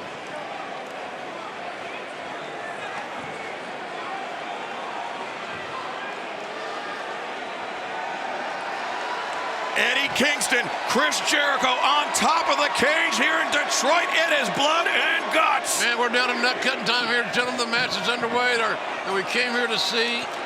We saw Sammy Guevara take a horrible landing off the top of that structure, and now... No word on Sammy, excuse me, Taz. No word on Sammy. Chris going for these... Jericho going for the walls. He turned the corner. He and Kingston are on the cage. Kingston with nowhere to go. This could be it. Submit or surrender. Oh, look at Claudio. Claudio's trying to get up there. Come on, sunshine. Jericho's going to be in trouble if Big Claudio gets up there. Double C. Claudio Castagnoli has his eyes locked on Chris Jericho. Oh, no. The boot. The running boot from Claudio on top of the cage. Man, that is a devastating maneuver, especially considering where these men are participating in their skills or arts and crafts, if you will. Man, what a night this has been. This has been amazing. This match has overachieved. Look at that statuesque, incredible competitor standing tall. Oh, my goodness gracious me. Jericho, the giant swing on top of the cage. No, don't do this, Claudio. No, oh, my God. Oh, my God. Can you believe what we're seeing? This is incredible. It's incredible. Unbelievable. Insane. John Leo, Jonathan Locke, giant swing from on top of the cage. No margin for error, and now they're fighting like hell again. Matt making a save here.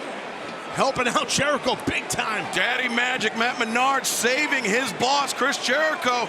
And Menard looking for a powerbomb on the cage, maybe even a pile driver. I was thinking pile driver on that steel cage on a guy as big as Claudio. Wait a second, but Eddie Kingston, he's got Jericho locked in the stretch plum. That's how he beat Jericho in Revolution. And now looking for this. Jericho's in big time trouble. Jericho's in big time trouble. The Scorpion. He can't last much longer. He can't last much longer. Jericho. Jericho's sapping. Jericho's sapping. The guy with the spooky eyes just tapped out. It wasn't Jericho. Daddy Magic Tapped out. I know that. That's the guy with the goofy eyes. Kingston and the Blackpool Combat Club. And he thought he had Jericho beat, but then Claudio had Matt beat. Man, what a But they match. did it. Who cares? They won the match. That's what matters. Unbelievable. But Eddie Kingston is frustrated. He was denied the opportunity to humiliate Jericho. It's a Pyrrhic victory here in Blood and Guts for Eddie Kingston. And once again, Claudio is a difference maker. A big main event level difference maker. Well, you see that Eddie Kingston was upset. Yeah, Eddie Kingston and Claudio Castagnoli hate one another. Kingston feels that Claudio's so condescending. Well, here's some of the violence here, Excalibur, we witnessed in this matchup. And then finish your point. But look, that's when Mox incorporated those shards of glass. Mox equals carnivore. And then we saw Jericho land the Judas effect on the champion. God. Sammy Guevara pitched through the timekeeper's table. Sammy. Big swing right here by Claudio on Jericho. It was insane. And here's the finish of the deal right here. You see Matt tapping out. Yeah, Matt Menard tapping out, and I think Eddie Kingston, he feels like Claudio stole this from him, perhaps. Lord Regal, I mean, do you have any insights into the I mean, should your men be happy, or? I was so, my dislike for Chris Jericho, I was so focused in on Chris Jericho. I thought that he was sapping, that Claudio has won the match for us. Gentlemen, all I can say is thank you and good night. We are victorious. I cannot believe it. It's wonderful. Thank you for joining us, Mr. Regal. This was such an incredible match, such an incredible way to debut here in Detroit, Michigan at the Little Caesars Arena. And coming up this Friday night, AEW Rampage. It will begin with the Royal Rampage.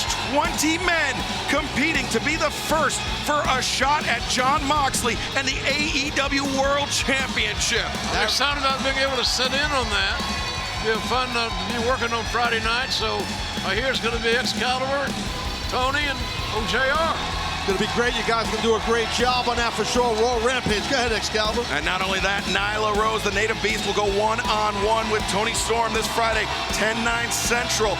Plus, the Young Bucks laid out the challenge to Bishamon, Yoshihashi, and Hiroki Goto of New Japan Pro Wrestling. And remember, that Royal Rampage, the winner of that match goes on to face Jon Moxley. But somewhere down the line, the interim AEW World Champion will have to face CM Punk in an AEW World Championship unification match. Yeah, that's it there. And here are your winners, folks. What an amazing night this was. It's almost as if Moxley's trying to get Eddie and Cesaro to bury the hatchet. Whether that be true or not, just my fertile imagination, I don't know. I'm not sure Eddie Kingston and Claudio Castagnoli can ever coexist, but they have to take a moment and appreciate what happened here tonight. They defeated Chris Jericho and his band of sports entertainers. Guys, this was an epic war, a battle, and there are your winners. Let me tell you one thing. Claudio is a Superman. He is extraordinary in every form of his craft. Business has picked up for a long time to come, in my view, here in AEW. Well, not only do we have Rampage coming up this Friday, but next Wednesday night here on TBS, Scorpio Sky will defend his TNT Championship against Wardlow in a street fight. This Friday, Royal Rampage. Don't miss that, man. It's going to be wicked. Ladies and gentlemen, we certainly appreciate you being with us here for Dynamite. Thank you very much to the city of Detroit, for Taz, for Excalibur. I'm JR. Good guys that can go the distance. The anchors, so to yes. speak. And they lock horns, center of the first of two rings. Claudio Castagnoli battering Kenny Omega with the uppercuts. And the Blackpool Combat Club, they knew regardless of how the coin toss shook out, Claudio Castagnoli would be their first man. He took a training sabbatical. He went back to Europe, back to Switzerland, because he knew not only does he have the Blood and Guts match this week, he also has to defend his Ring of Honor World Championship this Friday at Ring of Honor's Death Before Dishonor on pay-per-view. Right now, as we can see, Kenny Omega is giving up a good amount of size. Not a ton of size, but size for sure. But he gives up size to Claudio Castagnoli. But that's what Kenny needs to do. Keep this thing quick. Keep it moving. And again, this is, you can see these guys are not slowing down. They're just starting off here. Nope, Claudio using his power to prevent the vertical suplex. And now a vertical suplex of his own on Kenny Omega. Omega kicking the legs, landing on his feet, but Claudio, powerful back elbows, breaks out the waist lock by Omega. Again, this is a 5-minute period before a new man comes in to give one side the advantage. Massive backbreaker by Claudio Castagnoli. Big power guy right there. This first round is 5 minutes. Then we know the next man to enter the ring will be representing the Blackpool Combat Club. You know what? Kenny Omega knew that too. So he realized that the pressure's really on once the new man arrives. Ooh. Oh, he got him in the jaw that time, dude. Yeah, big knee lift. Oh, man. Omega reverses Claudio Castagnoli. Claudio puts on the brakes. The bandera. Kenny lands in between the rings. Right hands. That in-between rings is so dangerous, guys. You get a leg down in there, you could twist an ankle, break a leg. That's a good observation, Shivani. You're exactly right. You can get torn up. Whoa! Omega. Cross body. And remember, this match does not officially begin until all 10 men have entered the cage. And Taz, I mean, this is a physical back-and-forth battle between Omega and Castagnoli, but remarkably restrained, tame, some might say, so far. Yeah, I agree. I do think you got to be smart, and both these men know that. They're both veterans. You got to be smart in your pacing. Still want to be physical and be aggressive, be violent, but you got to be smart in your pacing. We've talked about the danger of competing in a match like this 2 years ago. Chris Jericho suffering a dislocated elbow. Santana last year, a serious knee injury. Matt Menard, a torn labrum. And those are just the injuries. That was a very physical, you're right. Those are just the injuries that required surgery. Yeah, good point. Yeah, Jericho's thrown off the cage. I mean, this is, you know, it's blood because you know you're going to bleed. It's guts because it takes guts even signing up for this thing. Oh, your guts come out. Oh, following the blood, right? And you see referee Rick Knox inside the ring. There are two officials outside of the ring with the keys to the doors of the steel cage that are only to be unlocked when a new participant enters the match. In this first 5-minute interval, Claudio Castagnoli dropping the elbow on the chest of Omega. And Taz, anything that Claudio can do to deplete the cardio of Kenny Omega will only boost the Blackpool Combat Club. Absolutely, you have to do that, man, because Kenny, he's battle tested. He's proven that, you know, for years competing all over the world. This guy's got a tough jaw and a tough exterior, meaning Kenny, so you got to try and wear him down. You got a heavy hitter like Claudio. That's big for the BCC. Tony, these two men so evenly matched in this anchor spot for their respective sides. Yeah, they're evenly matched, and really if you look and you take a look at the rosters, the two sides are evenly matched because the two sides will take any risk at all, do anything it takes to win a match. And that's why I say they're evenly matched. Now, you put John Moxley in the mix, you think, well, this is made for John Moxley. But on the other side, this is made for Kenny Omega, too. Omega vaults off the back of Claudio, rolls through Hurricanrana. Taking the Ring of Honor World Champion off his feet. And Omega the dunk. Kenny has excellent quickness, first step explosion, and his timing, his pacing and timing is tremendous. So here we go. Who's coming out? It'll be the BCC. Which member? Which member?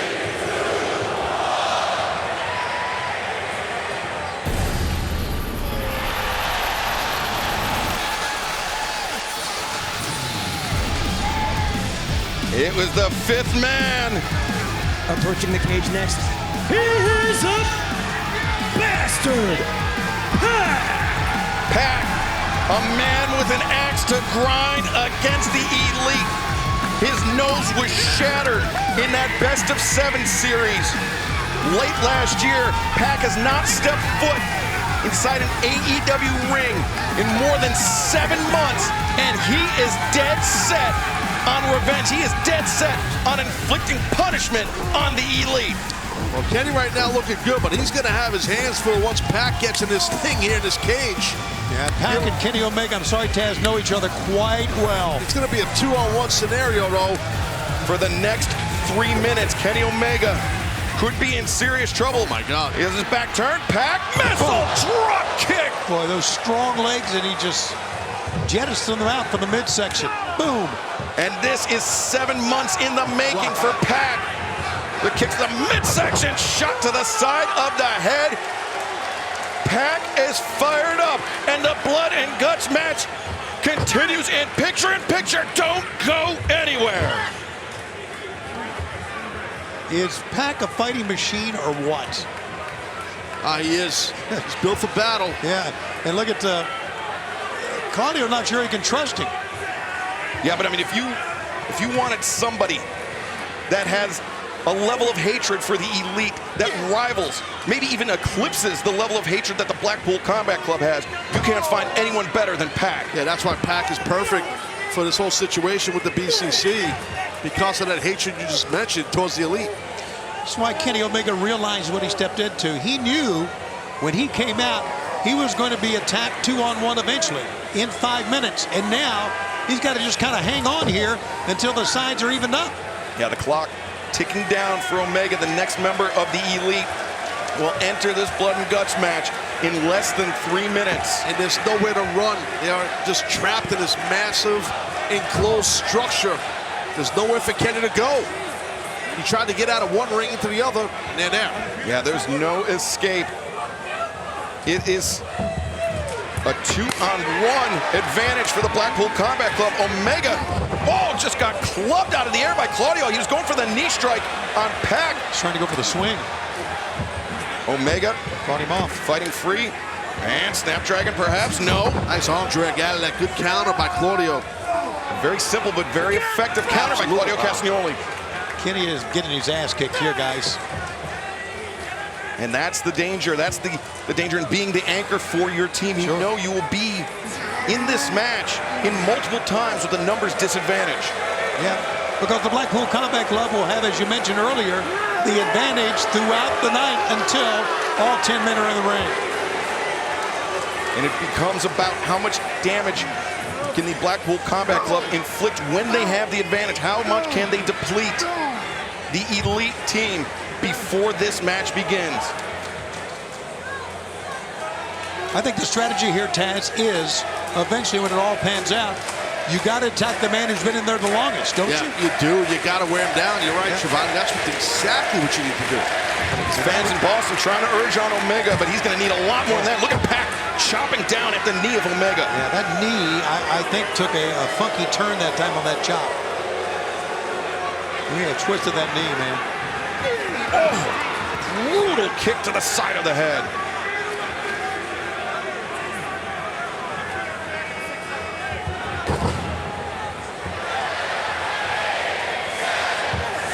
The Blackpool Combat Club with the man advantage, but not for long. We are seconds away from the second man from the Elite entering the cage. Talk about a man wants to fight. Representing Team Golden Elite, Hangman Adam Page. Brought his chaps and everything. Hangman Adam Page. The Elite, the Golden Elite, bringing out the big gun for their second man. Hangman Page sending Claudio over, but turned his back on Pac. Things definitely evened up, but Kenny is not in shape to do much fighting, but Hangman is. Hangman catches the crossbody. The follow-away slam, and Hangman, the lariat, connects on Claudio Castagnoli. Hangman Adam Page came in here with a game plan, Shivani. He did, Taz, but you mentioned that There is no fight right now in Kenny Omega. He's down. So basically, the BCC still has a one-man advantage. Doesn't matter to the Cowboy. I thought he was going to try to scale the cage, and he made a mistake. Oh, the boot to the chest. Backs off Claudio. Hangman gets his footing and a moonsault off the top rope inside the cage.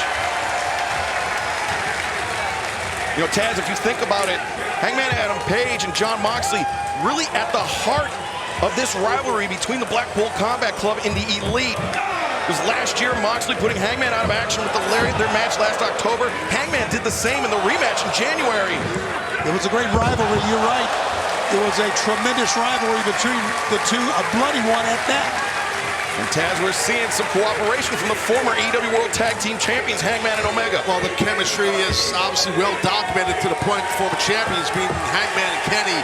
And they're looking good right there for a moment. What's Kenny doing? He's in the other ring. Well, Claudio's over there too, so you never know what the Elite's going to do. They're pairing off here. Boot sending Claudio into the cage. The spine of Pat going to the cage as well. Yeah, there you go. I agree. Use that cage, right? It's a weapon. You have to use it. It's a weapon. You should use it. And remember, the last time that Kenny Omega was inside a steel cage, he landed a knee strike so hard on Jon Moxley that it broke through the cage, both men spilling to the floor. It was super explosive. And then, of course, the Don Callis. Jesus. I don't even want to say his name. Took the advantage after that. But now, it's something completely different. And right now, Kenny Omega's still in trouble here, guys, in the far ring. Oh, my God. Look at the power in the legs of Claudio Castagnoli, just launching Omega.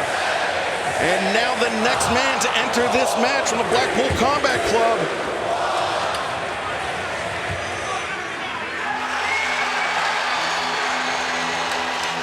Oh, brother. From the Blackpool Combat Club,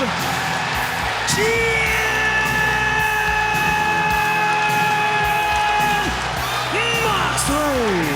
Taz, this does not bode well for the Golden Elite. No, it does not. Once Mox gets in this structure, he is in his element. Tony, if there was a match in professional wrestling seemingly tailor-made for Jon Moxley, it is Blood and Guts. There is no question. I mentioned that earlier. That Jon Moxley! Oh, God, is that the screwdriver in his hand? The screwdriver, and he just goes right onto fork, I think. No warming up with a bullpen. What a maniac. Moxley coming to the ring with a fork, going right after Hangman, right after Omega. Look at, he's stabbing Omega in the ear. Just exactly what you were saying. It's caliber made for him. And now he's biting the fingers. He's gonna bite his damn finger off. That's what I'm saying. He's stabbing the body of Hangman. Moxley is an extremely sadistic man for those that are new to our programming. And if you didn't know, now you do. Well, hand the weapon off. Oh, it's a fork. A fork for Claudio Castagnoli. That's not the little fork that you have for dessert. That's the big boy fork. Puncturing the head of Kenny Omega. Oh my God, Kenny really just caught that. Oh God, oh man. And one for Hangman as well. And this is all legal, obviously. Ow, oh my. What is Moxley looking for on the floor? There, you never know.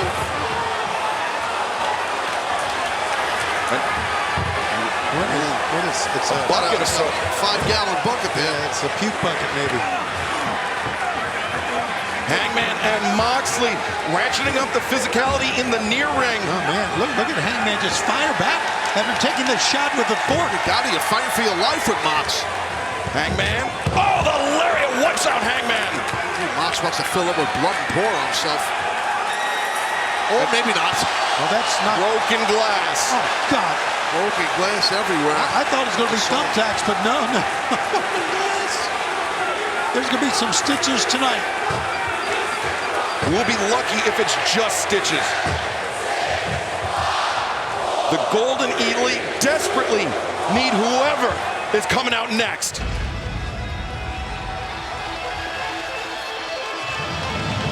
Heading to the cage, Nick Jackson. One half of the Young Bucks, Nick Jackson, about to walk into the Lion's Den with the BCC waiting for him. A shot staggers Moxley. Nick Jackson, the drop kick. Moxley landed in the broken glass. God, he sure did. And I think Moxley's jacket partially absorbed some of it, but his arms landed in the glass. That was a great entrance by Nick, right at the right point into the glass. Oh, Pac and Claudio. This could play out here, guys. Yeah, Nick Jackson's got to definitely use that to his advantage, and he sure is. Now Nick Jackson super kicks all around. Vaults over, and the lariat sends Pac spilling over the top. Shoulder to the midsection on Claudio Castagnoli. Face buster. Nick Jackson goes through the rope. And Pac driven down face first. How impressive was that by Nick Jackson? This was exactly the type of reinforcement the Golden Elite needed. Oh, the hook and running. Oh, no! And you can see it stuck in the skin of Claudio Castagnoli, but Moxley. He's dropping him head first. Oh, no! Oh, God. The right arm, the hand landed in the glass. And a handful of No. right to the chest of Nick Jackson. This is brutality. A bridge brutality. And Kenny Omega now up to his feet, but the BCC, the 2-on-1 advantage. Omega suplexed into the lost back. It's all stuck in Omega's skin. Oh, man. It's hard to look at this. That. Oh, my God. That is just glass every place, all over Kenny Omega's back, stuck everywhere. It's like you said, Taz, guts may come out too. Kenny Omega this past weekend faced Elio del Vikingo at Triple A's Triple Mania event in Tijuana. And after the match, at the press conference, Konosuke Takeshita and Don Callis attacking Omega, saying he will never be safe as long as they're around. And Omega will never be safe competing in a match like this. I think Kenny Omega wishes he was back in Mexico right about now.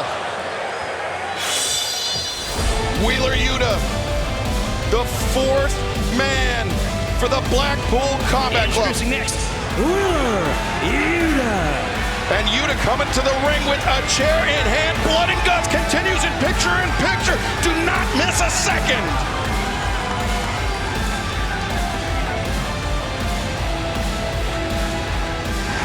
Yeah, meanwhile, guys, even with it being even right now, the Blackpool Combat Club's in charge of this match.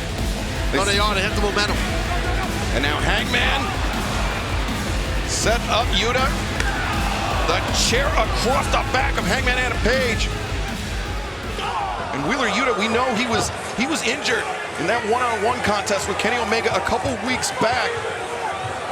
What condition he's in, it was a closely guarded secret by the BCC, and understandably so. And look at this, just hammering that fork into the head of Nick Jackson. Trying to split Nick open.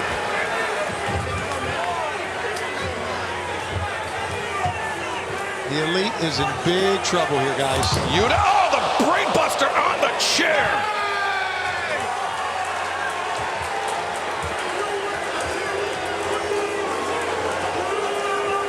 Let's take another look at this. Wheeler Yuta just collapsing that chair underneath the body of Nick Jackson. The body of Nick Jackson that still has the glass embedded in his skin. Omega, oh no! Oh, cow. He bounced off the cage, bounced back. And then guillotined on the top rope. I think Kenny wanted to do some kind of a springboard.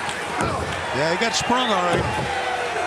Oh, Nick's bleeding. Yeah, from the obviously so from the top of the head. Imagine someone as powerful as Claudio driving your head that many times into the buckle. Yeah, I mean that buckle, a thin layer of padding over that steel turnbuckle,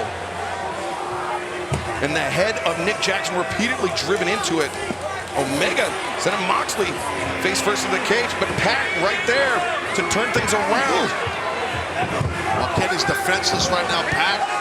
Holding the head, open body shots for Mox. And Taz, those body shots sap the energy. They sap the breath from the lungs of Kenny Omega. You said it perfectly, and you're exactly right, my man. It's exactly what it does.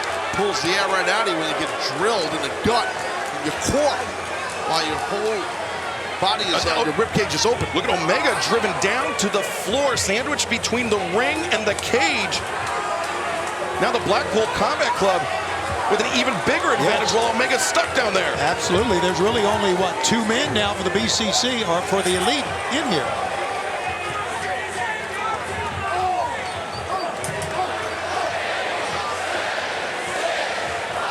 The Blackpool Combat Club continue to press the advantage. Kenny Omega trapped between the cage and the ring. Hangman Page and Nick Jackson at the mercy of Jon Moxley, Wheeler Yuta, Claudio Castagnoli, and Pac. From the Golden Elite, Matt Jackson. Matt Jackson, the 4th man for the Golden Elite. And Pac going right at Matt.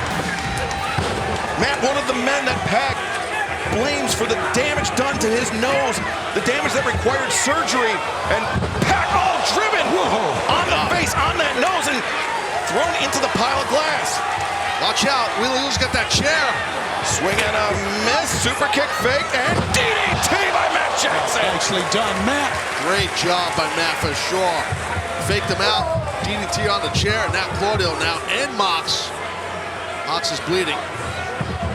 And it's a day that ends in a Y. Yes. As Claudio Castagnoli, Moxley butting heads. Matt Jackson, the elbow strike, launching off the chest of Moxley, and the spear. There you go, Matt. Matt Jackson fired up. And we know that only 2 men remain, 1 for each team. Once they have entered the cage, once all 10 men have entered the cage, the Blood and Guts match will officially begin. The only way to win is by submission or surrender. The young risky business on Moxley.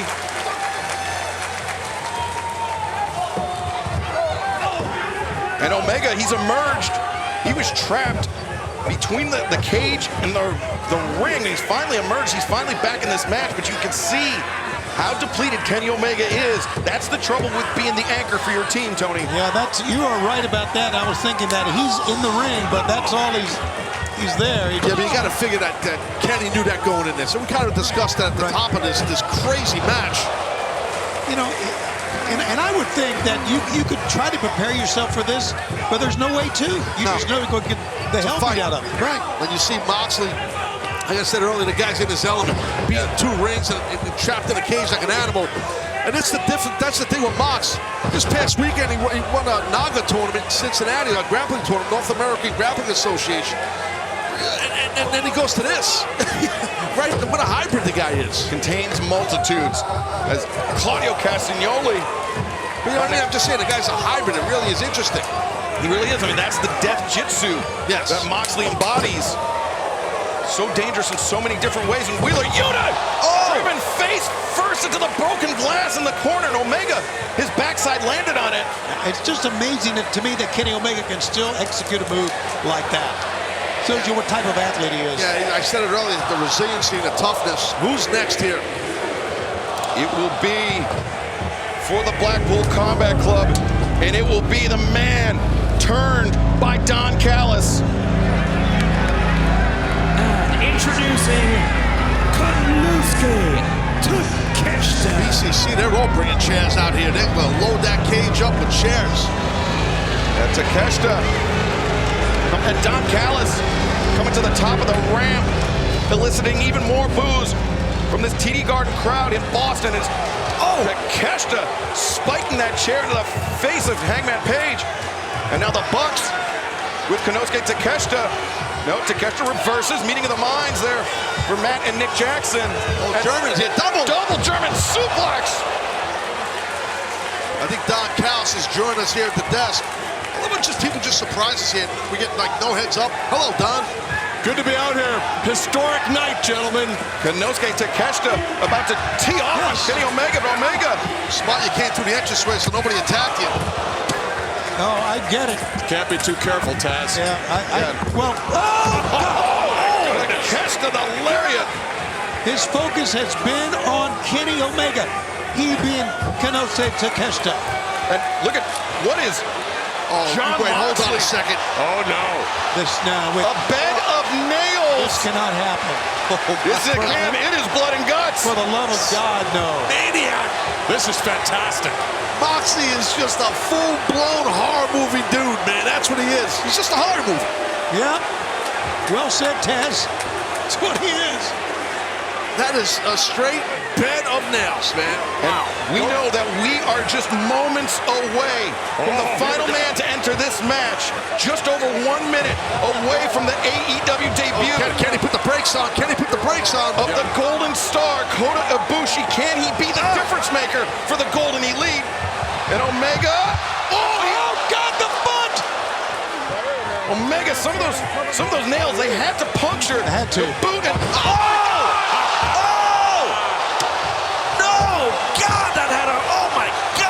raked him on the way down. Fantastic. What the hell are we doing? What the hell are we doing? Karma sucks, Shivani, and he's got a boatload of it coming. Blood and guts, Jones. You got to be kidding. This is nuts. Body slam on the bed of nails. This is unbelievable. I am loving this. Oh, I know you are, you sick. And John Moxley looking like the cat that caught the canary. And look at Claudio's face. He couldn't believe it either. You know who's coming out.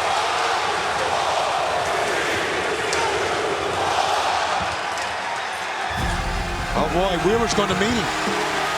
Introducing the final participant, the man who puts the golden in the Golden Elite, the Golden Star, Kota Ibushi!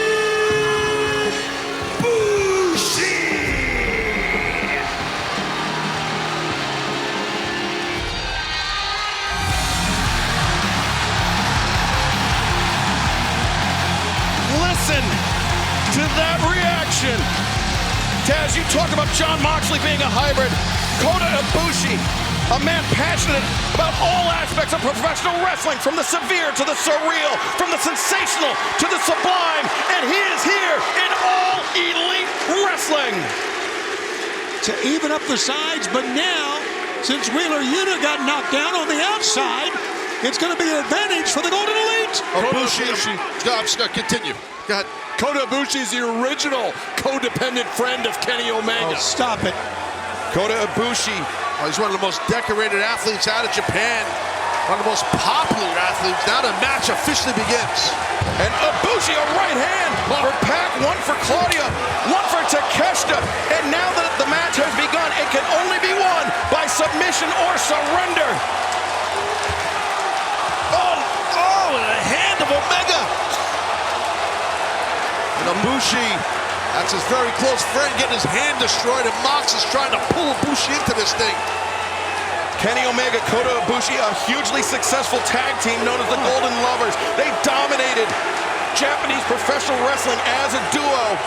And Ibushi, using that karate background, the rights, the kicks, the dangerous kicks of Kota Ibushi. Strong round kicks. The man's known for his striking abilities. You see those straight strikes to Mox, who's down. Also, I think has a hole in his head. Mox, Yeah, you mentioned that he's a horror movie. He looks like a horror movie right now. And Konosuke Takeshita, Nick Jackson going at it inside the near ring.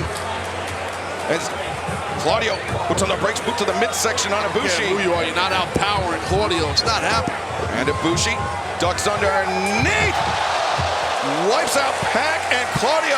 The back flipping kick and brainbuster on the top of the ramp. Yuta driven down. Yeah, Willie. Oh God! Oh no! No! It's karma. And Moxley, his spine now perforated by the bed of nails. You brought it. You feel it, dude. Ibushi's not done with Mox. I don't think so. Ibushi's looking like the MVP of this match so far, guys. The nose salt press onto the bed of nails by Kota Ibushi. Every year we have this, we see something unbelievable. If I can use that term, Excalibur, and this bed of nails is unbelievable. And now Omega and Ibushi bringing one another up to their feet.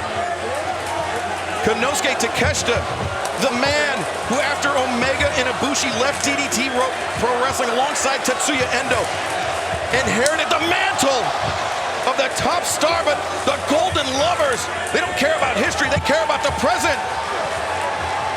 And now they're thinking Kamigoye. Now BTE trigger, and oh no, Claudio breaks it up. Now, just like you said, Taz, you're not going to outpower Claudio. No, you're not. And Pac in there also. I mean, it's good luck. BCC is about to beat down. Ibushi's head's getting stomped in by Pac right now. And remember, the Blood and Guts match has officially begun. The only way it can end is via submission or surrender. The hip of Nick on that apron. Ooh, that really And sucks. this match, Blood and Guts, continues in picture.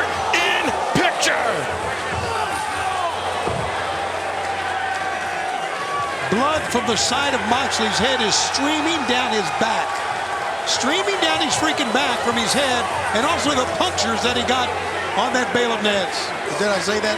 Bed of nails. Yes. Yeah, not to be confused with bed of nails. Yeah, well, you know what I'm saying? That too. Yes, I do, Okay. sir. I do understand. I just tease. I'm just glad I'm not in this cage. Damn right, buddy. Oh, Lordy. I'm not saying much, which is good for all of us. I'm just shocked. In 30 years in this business, I've never seen this level of brutality. Bed of nails, guys. Bed of nails. Bed of nails. Those two. Now Mox trying to turn Kenny Omega, maybe for a Boston crab. We're in Boston. What the hell? Do it. And Wheeler Yuta getting wiped out on the floor. Konosuke Takeshita. Oh, the trash. Dakota Ibushi. I'm sorry, it's now the trash can's been introduced. In the far, there you go. And Don Takeshita, he has to be relishing this opportunity to be in the ring with his senior from DDT Wrestling, Kota Ibushi. Kenny Omega has been avoiding Takeshita for many years, and so Takeshita is bloodthirsty. Man, you need to get over this Kenny Omega thing, dude. It'll be over when I say it's over, Shivani. Oh, Moxley with the STF applied. Hangman Page breaking it up, saving Omega.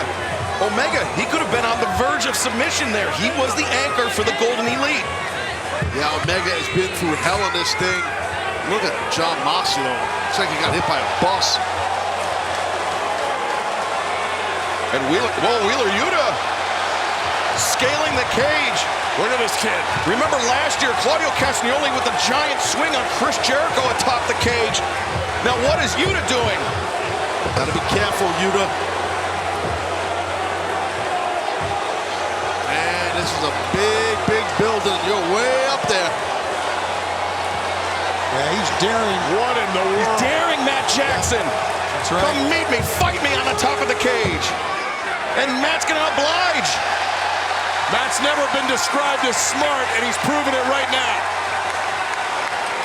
Look at Wheeler Yuta, he is primed, he is fixing for a fight.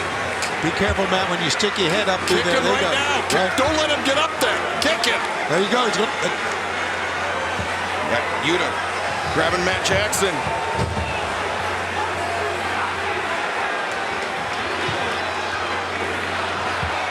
Do not blink. The action in this Blood and Guts match is now on top of the double steel cage in Boston. What a freaking spectacle we are witnessing here in Boston and on TBS. Getting vertigo just looking at this. Yeah, it's freaky. It's nuts. Wheeler Yuta with the advantage on Matt Jackson on top of the cage, the swing, and oh no, Matt Jackson, what do you think? No. Oh, Northern Lights suplex on top of the cage. A second. It's gonna run. No. Oh no. Be careful. A third. Oh my God, no. This is perilous. Fans are This looking up is frightening. Fans are looking up at ringside, and Matt's going to throw him off. Oh, no! Oh My God. Yuta counter to the DDT. He's going to throw him off the top. He saved his own life. These guys are way up there. They're getting higher. They'll be in Vermont.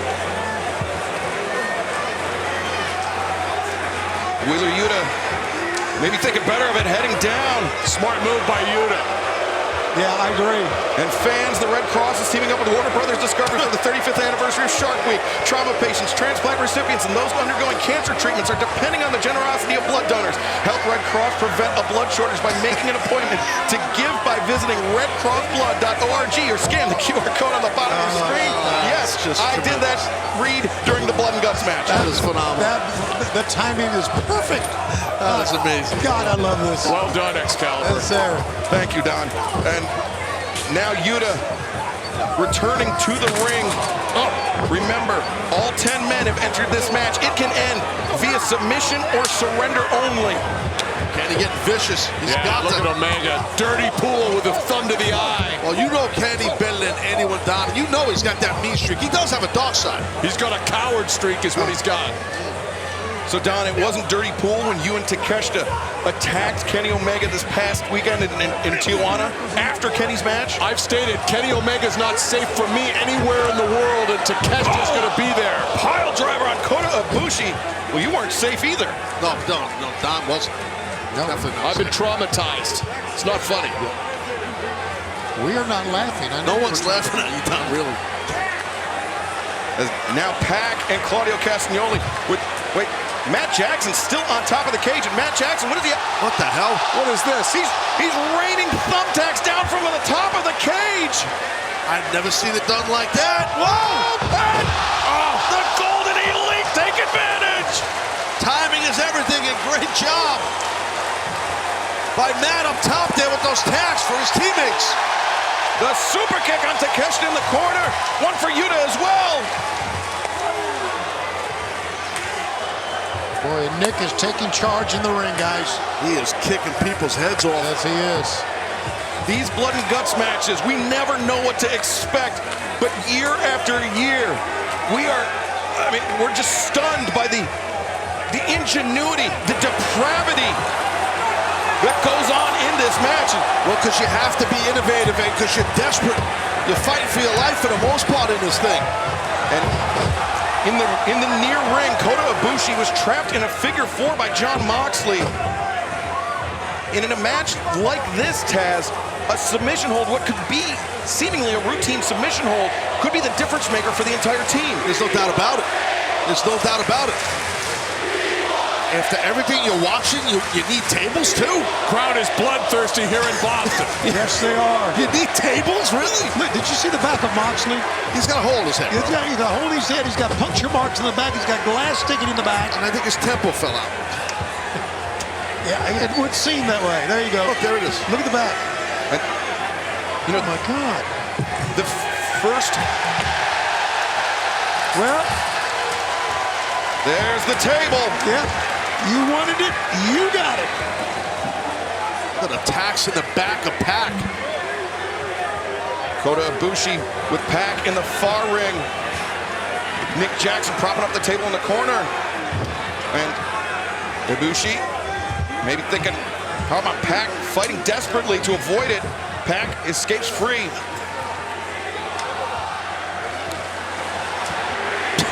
And now Ibushi. And the, harkening back to the first All-In when the Golden Elite debuted against Bandito, Rey Fenix, and Rey Mysterio. Look at Kenny Omega. Omega. It's an amazing No, Hangman. The shooting star, the moonsault. The elbow drop by Matt Jackson. He banged up his shin or his knee, Kenny. Oh, wow. 50 by trouble. Nick. The Golden Elite firing on all cylinders here tonight. Somehow Kenny Omega's up on both of his feet, man. I thought he smashed his shin up a bit. The Blood and Guts match continues. It can only end by submission or surrender, and Pac in serious jeopardy.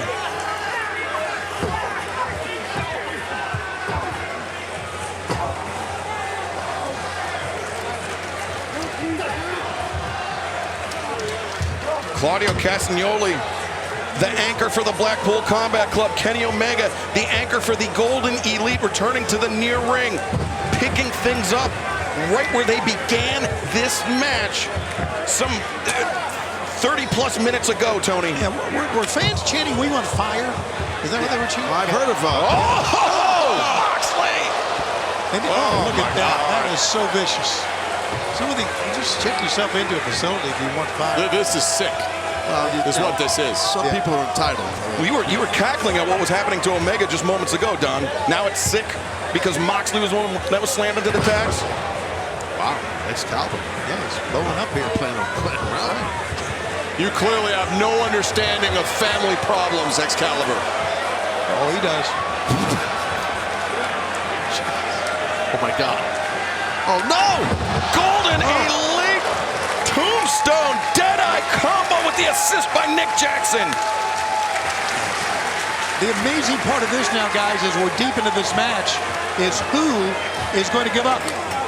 Who is going to be incapacitated or surrender? That's the incredible part of this now. It won't be Takeshita, I can tell you that. He's like a samurai. He'd rather die first, Shivani. That Takeshita, I'll tell you, Don, he's tremendous. I'm a big fan of his. You got a beauty there. And Konosuke Takeshita, the man who had a tremendous tag team rivalry with Kenny Omega and Kota Ibushi. Oh, Ibushi strikes like lightning. Low kick. Ibushi looking for the knee. Takeshita looking German. Ibushi reverses, roll through, no pins though. Look at the power. Wow, look at the power. Oh no. Oh God. Oh, not in the Tax head first. Wait, Ibushi rolls through. What is Ibushi? Oh!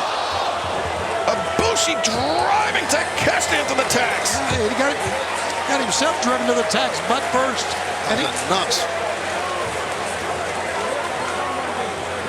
My experience with Kota Ibushi, gentlemen, is he's not only a pretty face, he is double tough. And we're seeing that here tonight with those tags. Kota Ibushi. he's still just kind of rolling around the tax right now. He's in a lot of pain. Takeshita's up.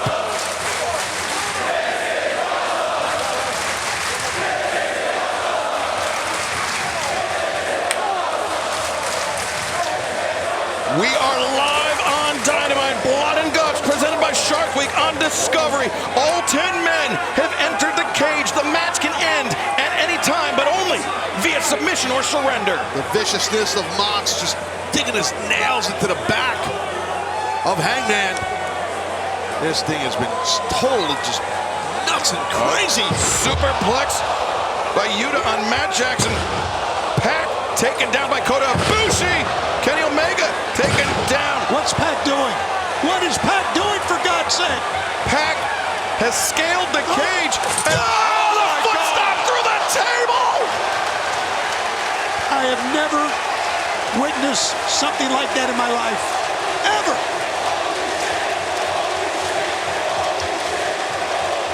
The sinister creativity of the bastard Pac. Here it is again. Boom!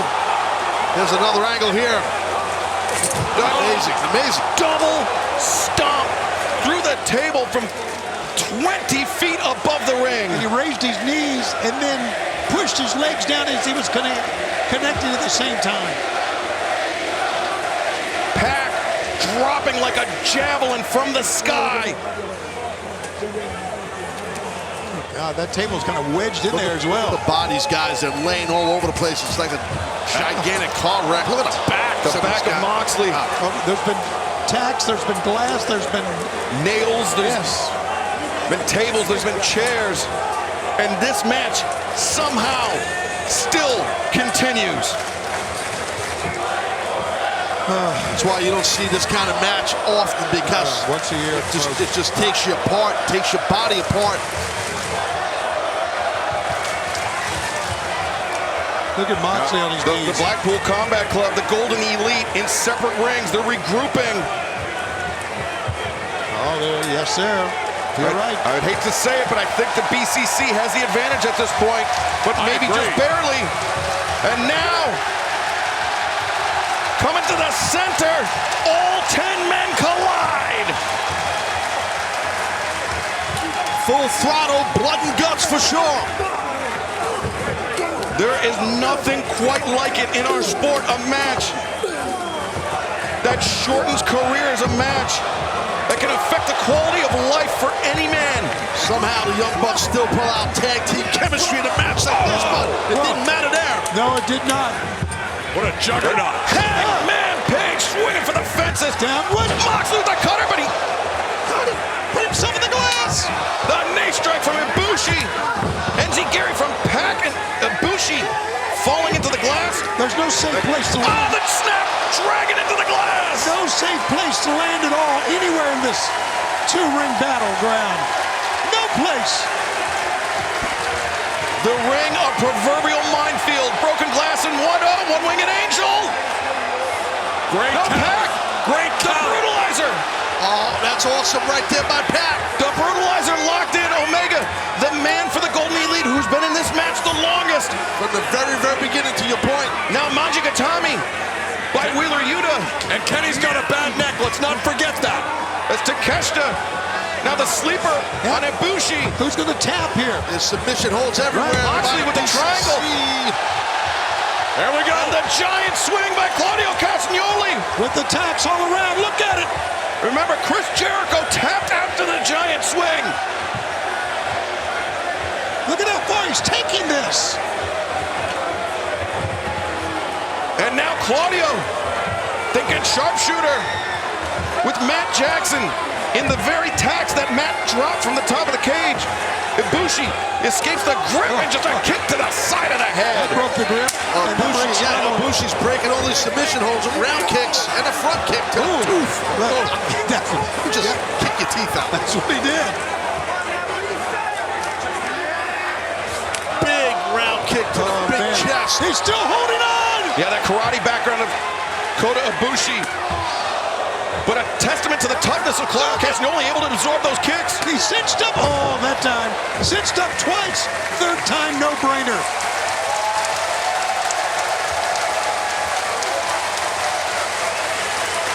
Wow. What a display of marvelous pro wrestling violence tonight on Dynamite.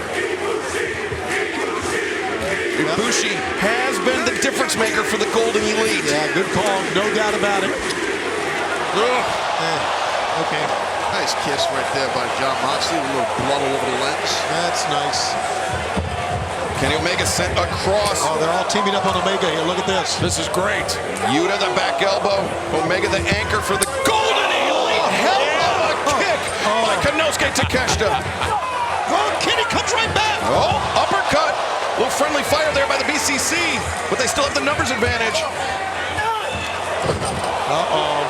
There we go. Claudio Pac has been having some issues throughout this whole thing. It began right at the start when they first got in the ring.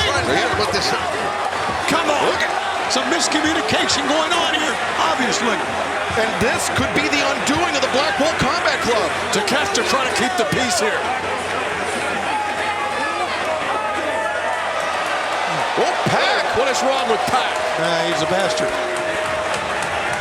Is he? I think he might be Dunsky here. No. Pac's walking out on the Blackpool Combat What is Club. this? He just told. Oh, maybe not. Maybe.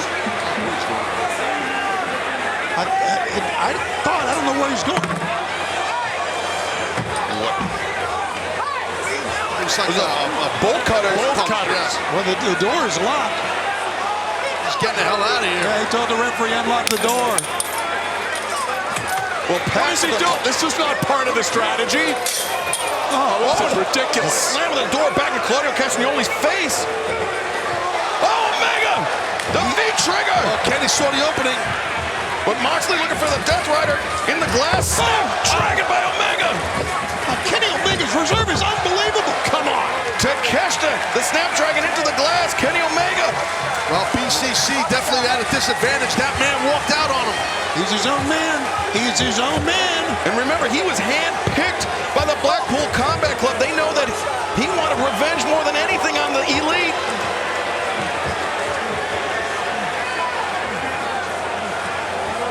And now, Hangman Page maybe thinking buckshot lariat.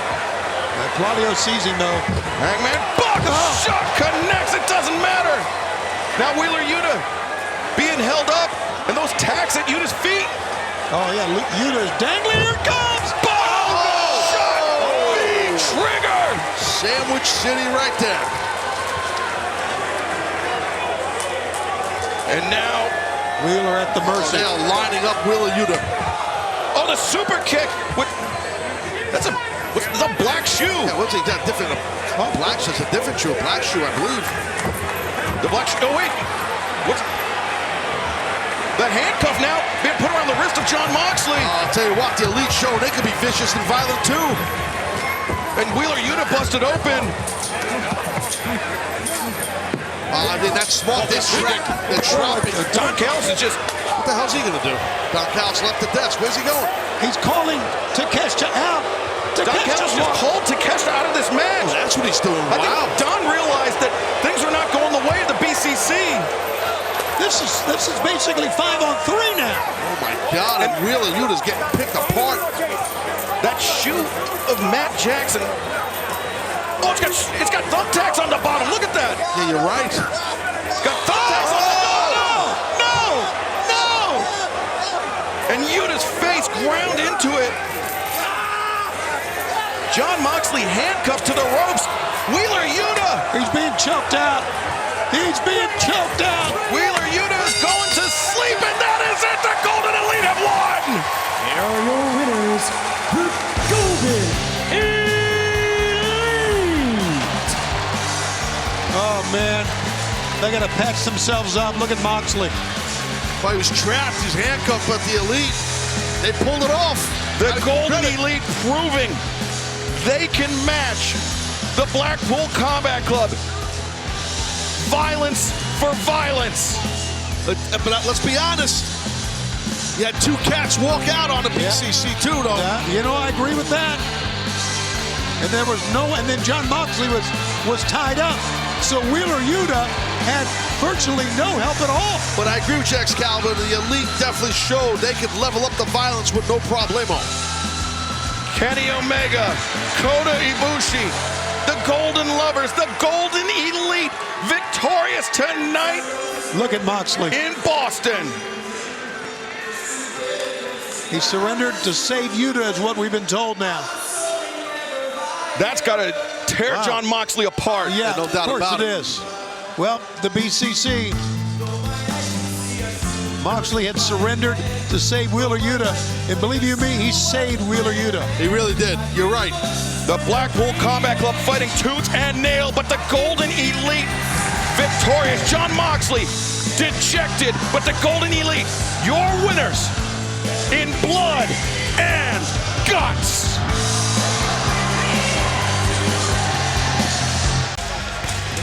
First member of Team AEW from Seattle, Washington, weighing 175 pounds, Darby Allin. Still got to wonder what we heard from Team AEW. It seemed like to me, and you mentioned this, that Mark Briscoe was the only one who was focused on what was going on. Exactly, Tony. A lot of egos, man, and agendas with Team AEW. Let's be honest. Oh, Jack Perry! Damn, Darby couldn't even get into that cage as Jack Perry, the chair to the side of the head.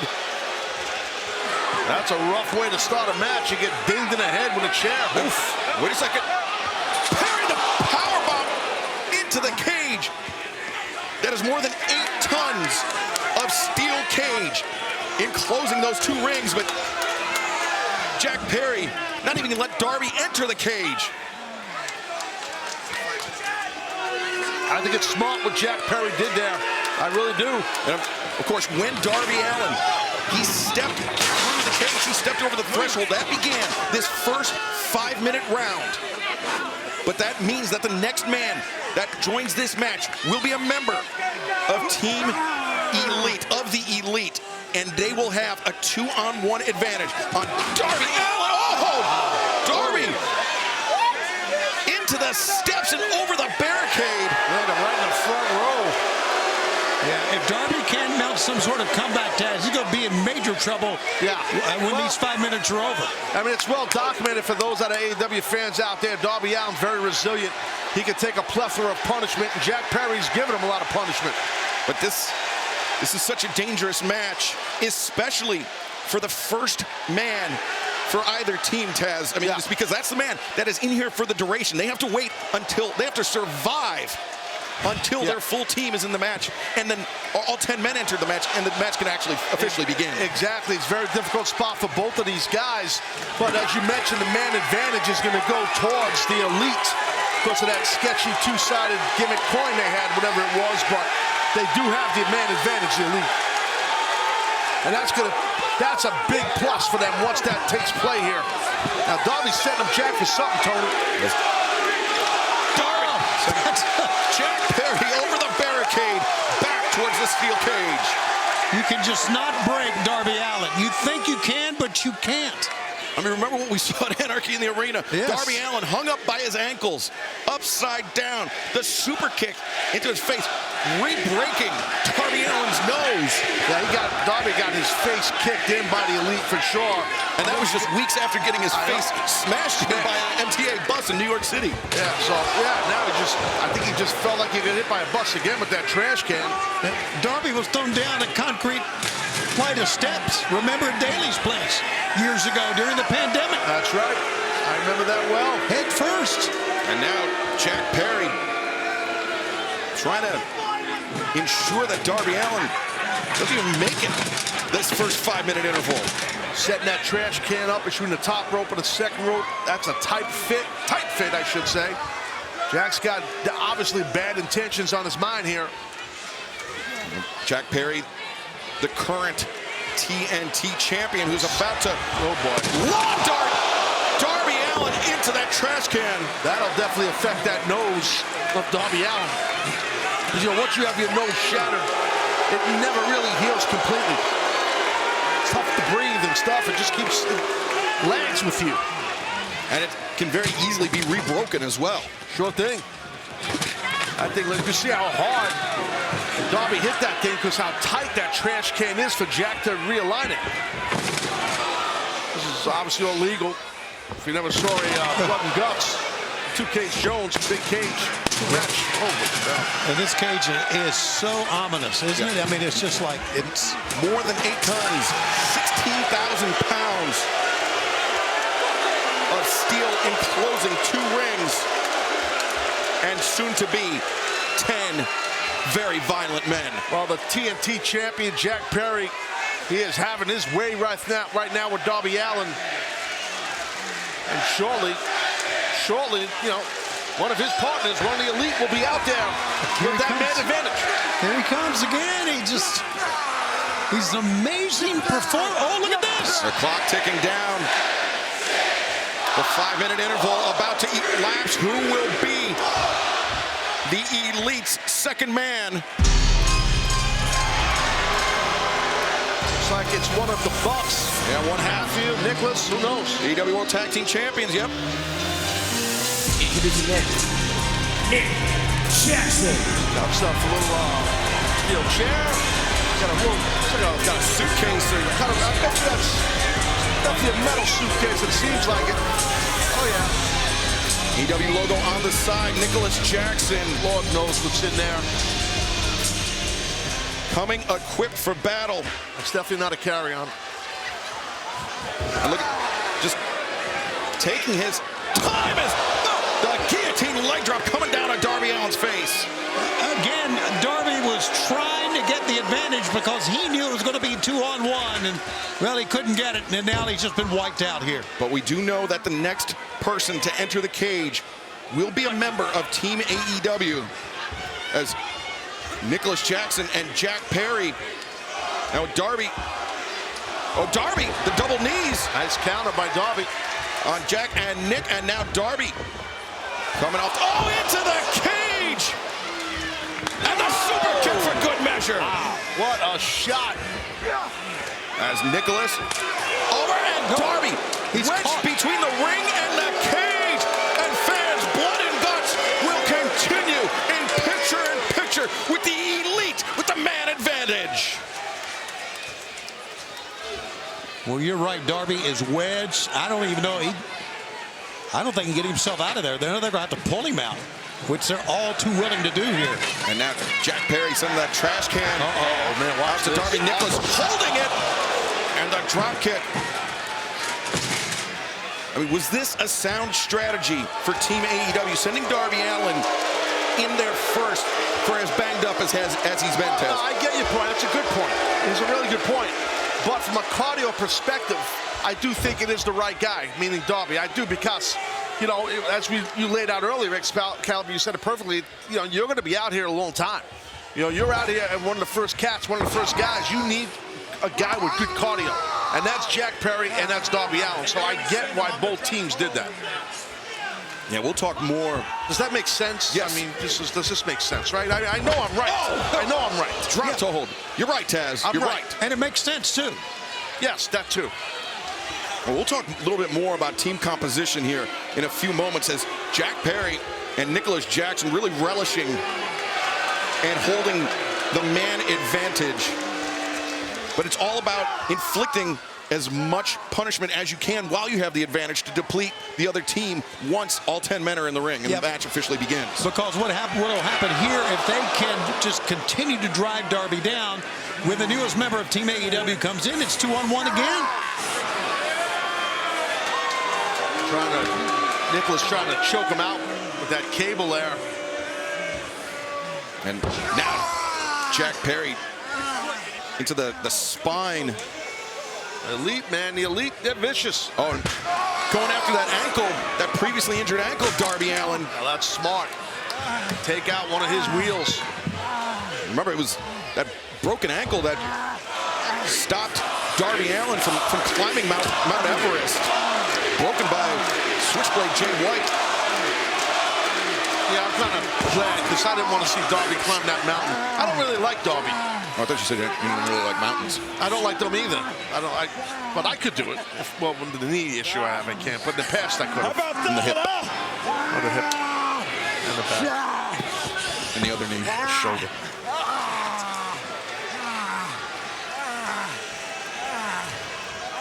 We are live with Blood and Guts and the Elite with a man advantage on Darby Allin, but not for long. Who will be the next man from Team AEW to enter the match? Reach for the sky, boy.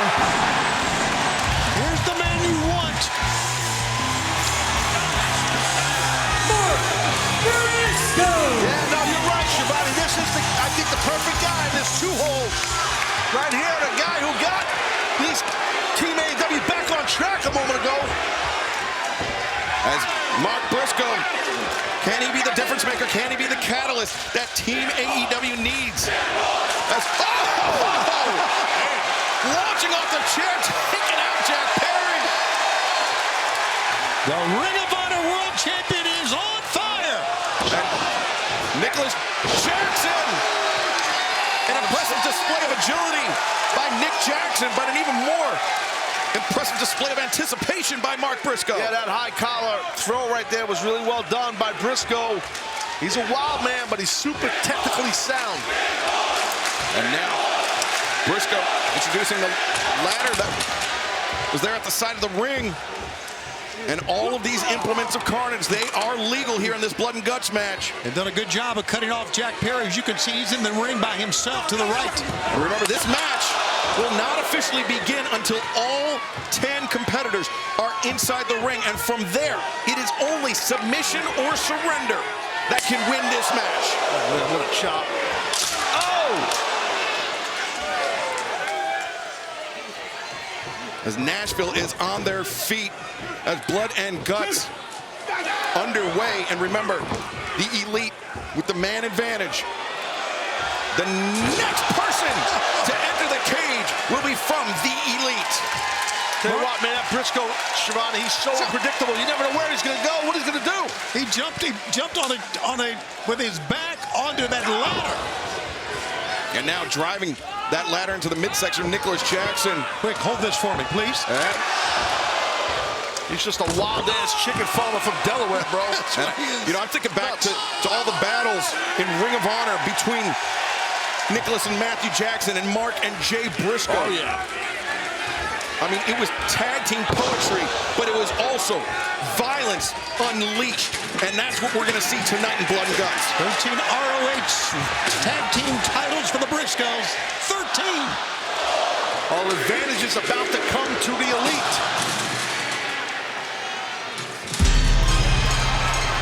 As think we have the other half of the AEW World Tag Team Champions. But unfortunately for Matthew, He's got the case too, dude. What's the case? Matthew Jackson. Darby and Briscoe have the advantage.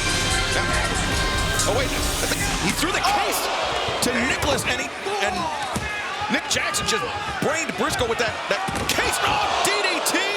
Yeah, he faked him out with that. Look at that fractured the case. Darby's head fractured that case. Hell's with these cases? It looked like it was maybe made of wood, not metal, the way Darby's head. Oh, Briscoe already opened up. And now Matthew Jackson doing his best to open that wound even further. Oh, man, that's rough right there. Taz, I'm sure you've had your head scrubbed against one of those. I actually have. Yeah, and it sucks. It's as bad as you think it is. I mean, you can rub a hand across it and just tell how sharp it is. It hurts. And of course, we have two referees inside the ring for once this match officially begins, but also the core of referees on the outside. We've seen in years past the Blood and Guts match. Spine meets spine. Now maybe a Northern Lights. Locomotive Northern Lights that Matthew has done a lot.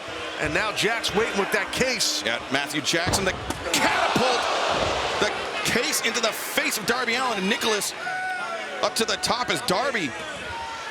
Just a 3-on-1 beatdown by the Elite. Oh my God, Darby is about to get wasted. Oh, jeez. And the backstabber for good measure. Caliber, you're right about the referees. They can only just stand around and watch right now. That's all they can do. You can say what you want, though. The Elite's impressive, man. They really have. And adding Jack Perry with the TNT champ is a big plus. Yes, sir. I agree with you, man. And the Elite maximizing their man advantage here. I thought it was going to be trouble for Matthew Jackson with Darby Allin and Mark Briscoe both vertical, but it seemed like the Elite came into this match with a plan. And unfortunately for Team AEW, the Elite, the more cohesive of the two teams thus far.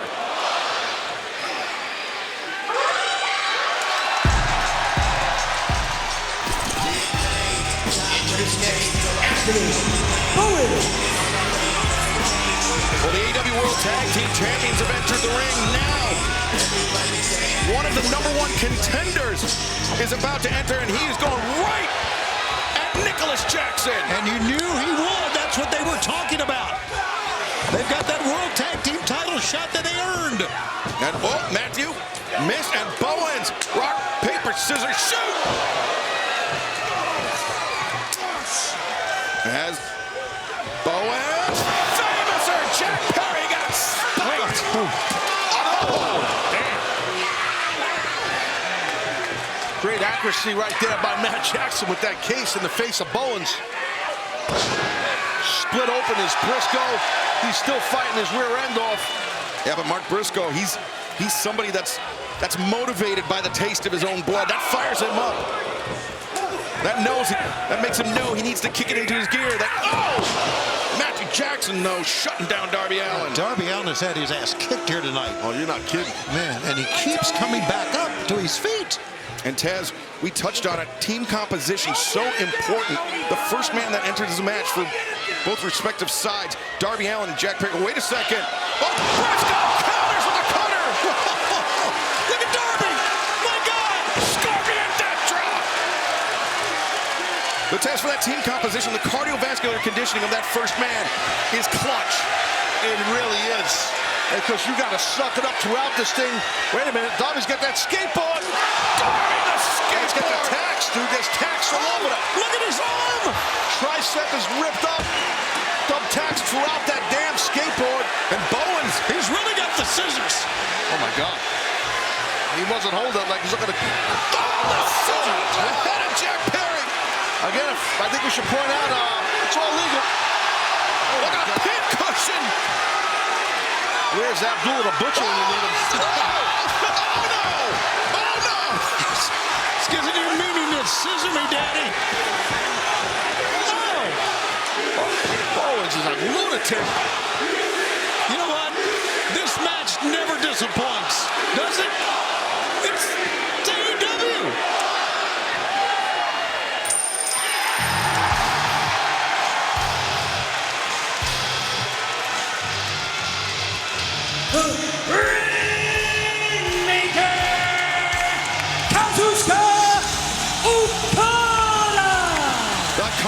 champion, Kazuchika Okada. The Rainmaker drive sign, and Bowens, though, with the scissors in hand. And, Bowens got cracked, Briscoe got cracked, and Darby, though, cuts off Okada 6 months ago. Who could have imagined Kazuchika Okada in AEW? Who could imagine Kazuchika Okada stepping into the Blood and Guts cage? He's a former baseball player. He knows how to swing a sign like that. And Okada now with Briscoe. Oh, God. Tombstone pile driver onto the sign. Really bleeding bad is Briscoe, and that's just going to make matters worse. Yeah, as you lose more blood, the fatigue sets in. That's going to become an issue for Briscoe as Okada. Thought he's going for the Rainmaker, but as Okada, the drop kick. The ripcord low blow, I guess you could call it the bitchmaker, as Blood and Guts will continue in picture-in-picture. Look at Matthews' tricep. Gotta help this guy out. There's a ton of tacks in there. Jack Perry picking the tacks out of the arm of Matthew Jackson. As now Okada and Nicholas Jackson going to work on Jack Perry, obviously busted open, as is Nicholas Jackson and Mark Briscoe. What is that? Is that a rubber mallet on the throat or a hammer? What was that? I think it's a hammer with rubber. There you go. Commonly known as a rubber mallet. Yes, and why not a table? People love the tables. Yeah, they do, man. Because they never go through them. I have. It sucks. The Elite with the man advantage. 4 on 3. There's some idea going on there with Jackson right there with that table, Excalibur. I don't know what he's got in mind. That's Nicholas, I believe. And Nicholas Jackson busted open. Got my glasses. Hold on, look at this. Oh, got my pants. Yeah. As the slam on the table. Okada the slam. For Bowens that time. And now Matthew Jackson. I mean, the rivalry between the Briscoes and the Jacksons over those Ring of Honor World Tag Team Championships. I mean, they were incredible matches, but they pushed both teams, all 4 men, and now mocking Mark Briscoe and his redneck kung fu there. What a knee strike.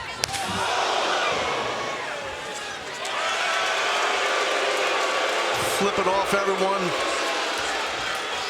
Yeah, Bowens, you may notice, just trying to crawl in there as best he can, but they have sequestered him, so to speak. And now Bowens caught in that no man's land, that space in between both rings. Like Darby Allin, he's obviously split open also. Now this match living up to its name, as it always does. What are you saying? I can't hear. I can't hear. Everyone in Nashville is so stupid. I can't hear. Oh, wait, Mark Briscoe. Look at that. Yeah, don't turn your back on Briscoe. He's a wild man. Like a scene out of a horror movie. Yeah, but he's fighting 3 men here. Yeah, a pitched battle indeed for Mark Briscoe at this point. Now about to be 4 men.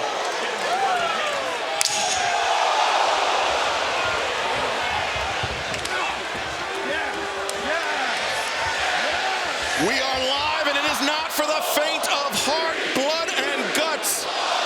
The 4th man for Team AEW about to enter.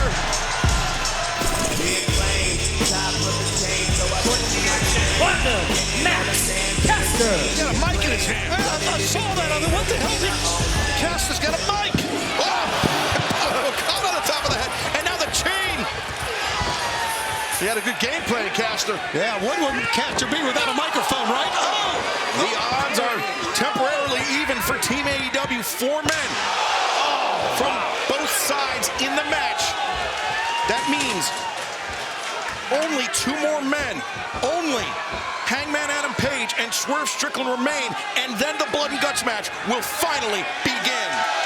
Isn't it amazing when they all get in, there'll be six world champions or 6 champions in this 2-ring double cage. 6. Yeah, 4 of those titles, 4 of those champions on the side of the Elite. Nicholas and Matthew Jackson, the tag team champions. Jack Perry, the TNT champion. Kazuchika Okada, the Continental champion. But Swerve Strickland, AEW World Champion. Right. And Mark Briscoe, the Ring of Honor World Champion. Who, this Friday at Death Before Dishonor, has to defend that title. And now, Caster. The barbed wire board, dude. That's what that is. Razor Wire Jones. Max Caster, that barbed wire board held aloft. It might be razor wire, not barbed wire. Those razor wire, as if that's not bad enough. And now, the Acclaimed with Okada.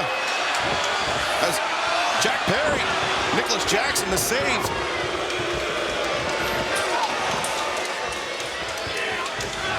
And it is going to be important.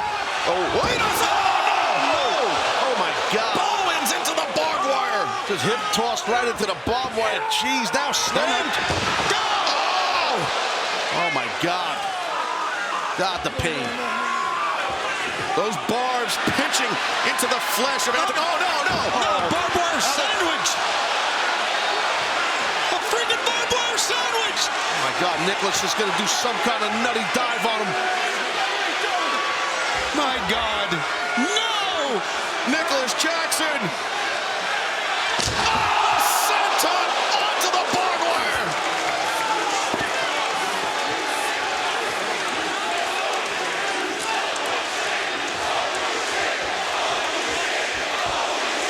And now what does Okada have? Could be tax, could be glass. It's tax. A lot of tax. Tax into the mouth of Max Caster. All right, that's one way to shut him up. Yeah, buddy. And now Nicholas pumping up. Matthew and Nicholas pumping up. And the super kick. Oh, mouthful of tax to boot. We have seen it all now. Now one man remains for the Elite. But his one man with a sole focus. His focus is not on helping the Elite. His focus is getting his hands on Swerve Strickland. Introducing next, Hangman Adam Page. Yeah, correct me if I'm wrong. We didn't see him earlier. They were looking for him. They were asking where the hell he was at. How did he here? Well, the Elite awaiting the arrival of Hangman Adam Page, as we all are. Well, they turned their back. And Darby and the rest of Team AEW got on the Elite. Where the hell is Hangman? Well, Hangman inadvertently has helped out Team AEW here. And Team AEW was getting cocky there. They knew they were going to have the 5-on-4 advantage if Hangman joined the match, but now it's still 4-on-4. Yeah, but now, I don't know what the heck's going on with Hangman.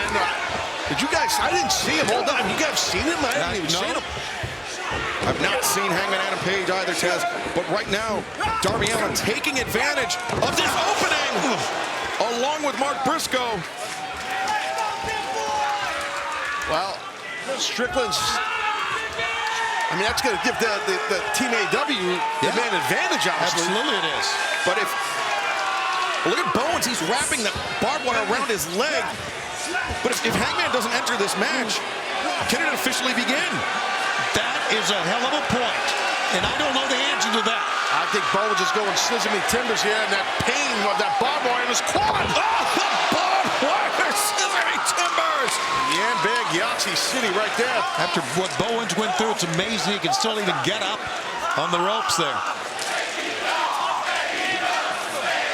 And you got to be careful if you're Nicholas. You could have a rupture. All right, well, it's time for the world champ, I guess. Last man standing, right? So to speak. But Swerve Strickland, such a complicated history with Darby Allin, with the Acclaimed. He ascended to the top of AEW. And the final participant, Swerve Strickland. Swerve Strickland ascended to the top of AEW. He ascended to the AEW World Championship by being ruthless, by being cutthroat. And you can't do that without making some enemies along the way. I guess Hangman showed up. Yes, sir. He was biding his time is what he was doing. And there is no enemy more profound for Swerve Strickland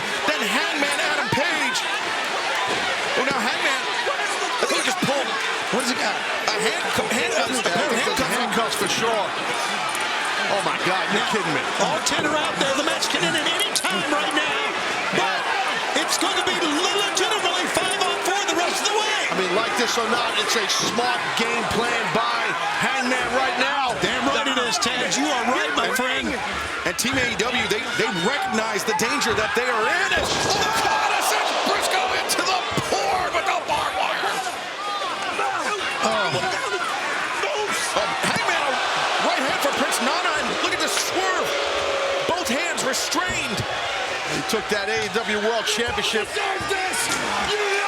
But as much as this should never been yours. This is Hangman Adam Page's worst nightmare. You alive? Returning to AEW with Swerve Strickland as the world champion. He thought the Owen Hart tournament was going to be his path to redemption, his path to revenge on Swerve Strickland. What are you doing? Hangman, what the hell are you doing? Look at me. You look at me when I'm talking to you. We had a deal.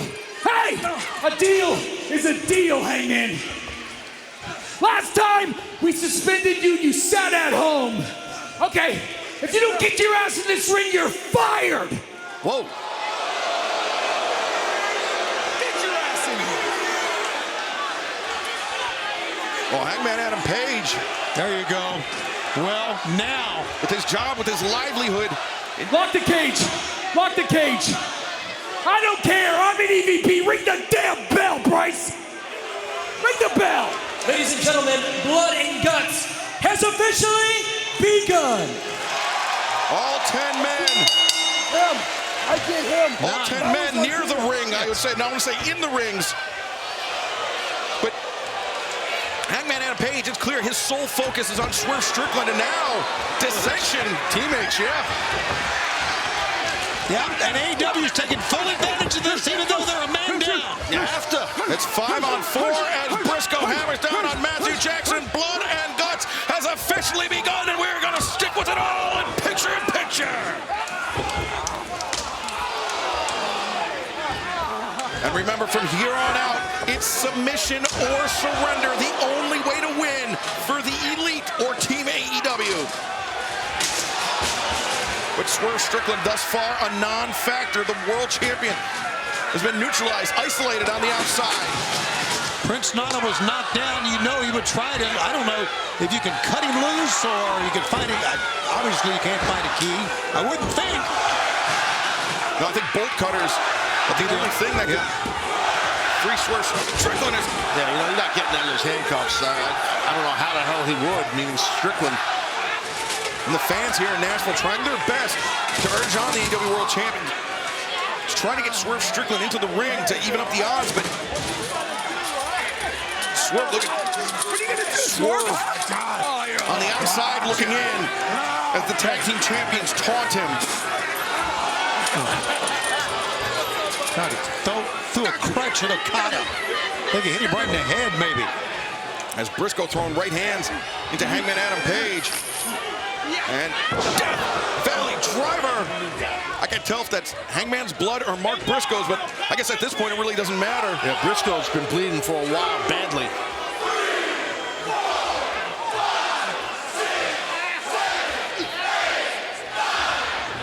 Maybe a froggy bow here. Mark Briscoe. Yep. Oh no, Hangman got the knees up.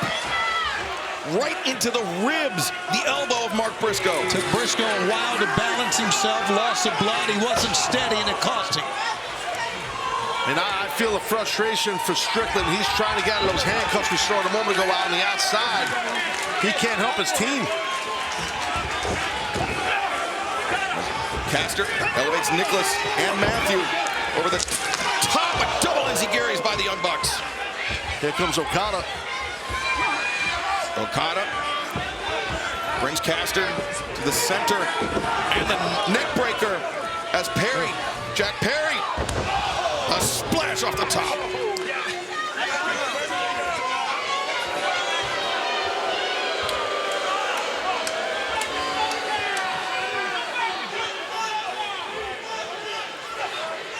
The Blood and Guts match is officially underway.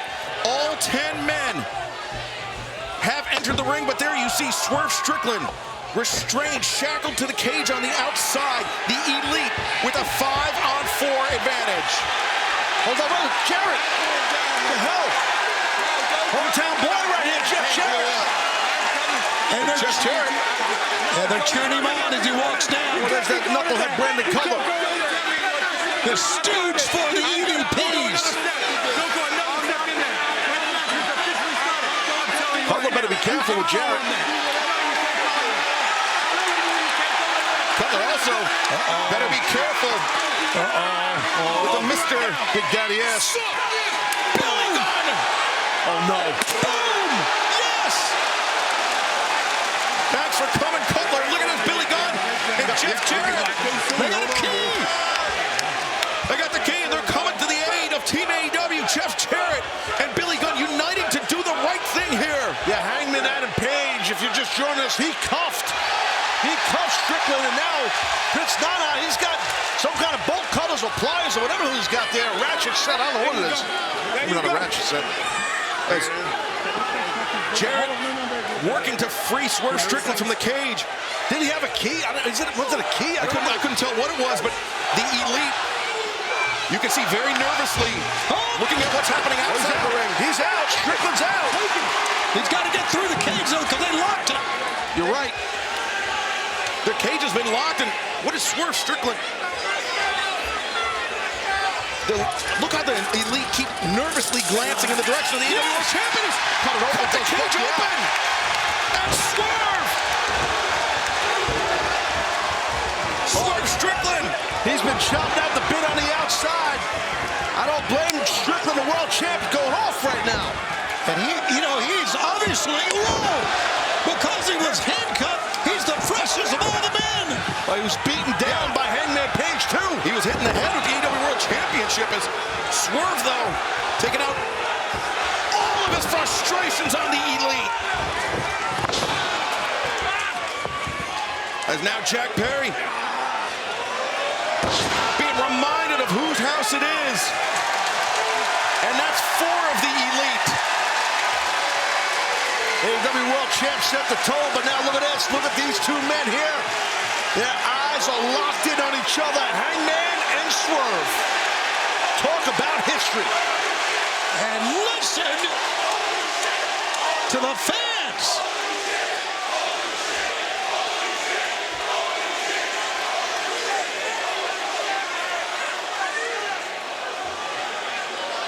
Swerve Strickland, Hangman Adam Page in no man's land. They met in the middle. And Swerve gaining the advantage on Hangman, but Hangman, the lariat sent Swerve over the second ring. Oh, he's going to go buckshot, boys. Buckshot, no. Oh, nice. Swerve was looking for big pressure. Good arm drag counter. And now, Swerve looking to maybe snap the arm. Remember, from here on out, it's only submission or surrender. The only way this match can end.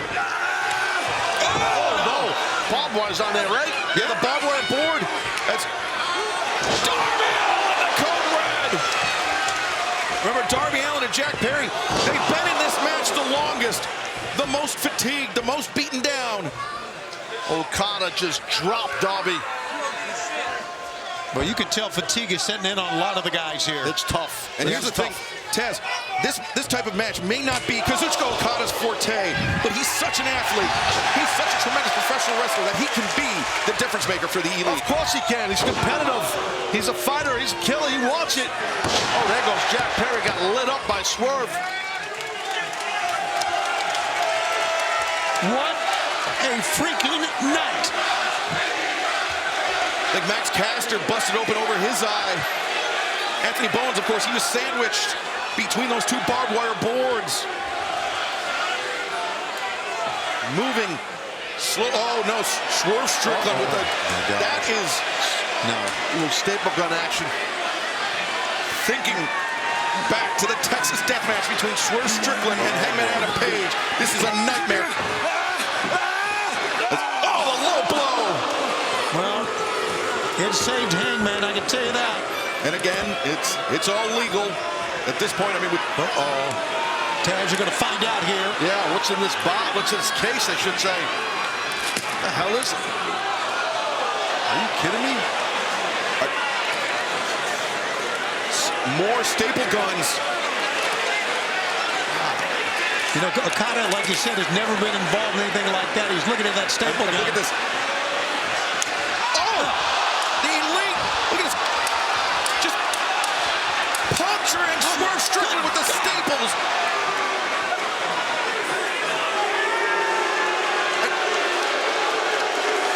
What a sadistic act by the Elite. Yeah, but look at Strickland. He's laughing it off. He's a sadistic SOB, man. Oh! Got creative. Matthew Jackson got a staple in the face and so does God. Nicholas. Jack Perry. Oh, the backbreaker. And a staple for Jack. In the neck. In the freaking neck. And Okada, though. The drop kick. He's thinking Rainmaker. That was awesome. Box shot. Oh, box shot from Okada.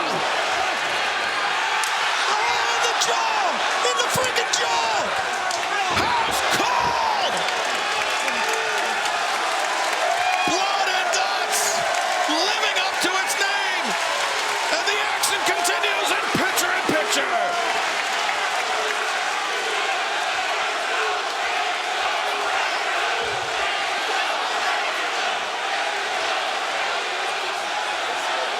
Swerve Strickland to the top, Swerve stomp avoided. And you know, for the dissension in the ranks of Team AEW that we were seeing earlier, Swerve Strickland, he has come up clutch. Yes, he has. That's a great call. But of course, he goes back to his rival, his hated rival. Yeah, these two guys definitely a lot of disdain. Now he's got himself going for a real choke, possibly. Strickland is on Hangman. What the hell? Swerve and Hangman off the side of the stage. Hit the side staging area there. They're not moving. Well, now, obviously each team down a man here. And Anthony Bowens limping, understandably so, in pursuit of Matthew Jackson. The cage being cut open has added a brand new dimension to this. No, that's a great observation, Tony, and you're right. I didn't even think of that, but you're exactly right. Because normally they'd be locked in. That's right. I got so sucked into the moments here, the physicality, that didn't dawn on me. As now Matthew and Nicholas Jackson. Matthew and Nicholas with that pair of tables. Well, they are brothers, so two. Brothers, what do they have, a moving company? Well, they, two brothers, two tables, two. Okay. There will be some movement done.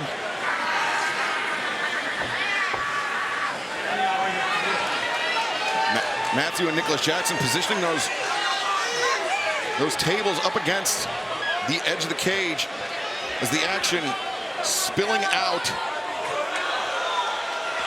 Swerve Strickland and Hangman Adam Page. We still don't know what's going on over to the side of the stage, but our cameras are on the action inside the ring as Nicholas Jackson now stacking up a second table, no, 4 total tables. Is Jack Perry, look at this. Jack Perry is the referee. You see the referee getting into position. He might give. Jack Perry might. Yeah, that's he and Darby, the first 2 men in this match. This could be the submission. This could be the surrender.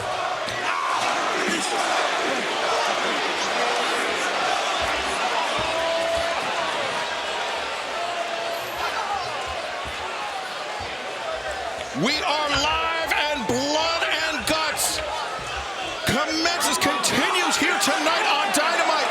Matthew and Nicholas Jackson, the Young Bucks, they've stacked 4 tables. Anthony Bowens sandwiched in between as Nicholas Jackson ascends to the top of the cage. But Max Caster. It's been nuts. It's been wild. They call it Nashville Smashville. Well, it's Smashville, all right. And fans during picture-in-picture, Swerve Strickland and Hangman Adam Page, they crashed through the side Staging area. of the staging area. They have been effectively eliminated from this match. We have not gotten any movement, but Bowens right now. Oh, God. Oh, God. Anthony, be careful here. As Nicholas Jackson setting Bowens' head. Once the side of the cage. God. Bowens, Forget about it. his head driven into that 8 tons of steel. Yeah, Mike Posey now checking in. Once the side of the cage was cut, everybody escaped. And Bowens, there you see the free fall through the tables. And there's tables up in the ring too, guys. Jay Driller by Briscoe. See the Briscoe. Now, Jay Driller on Matthew.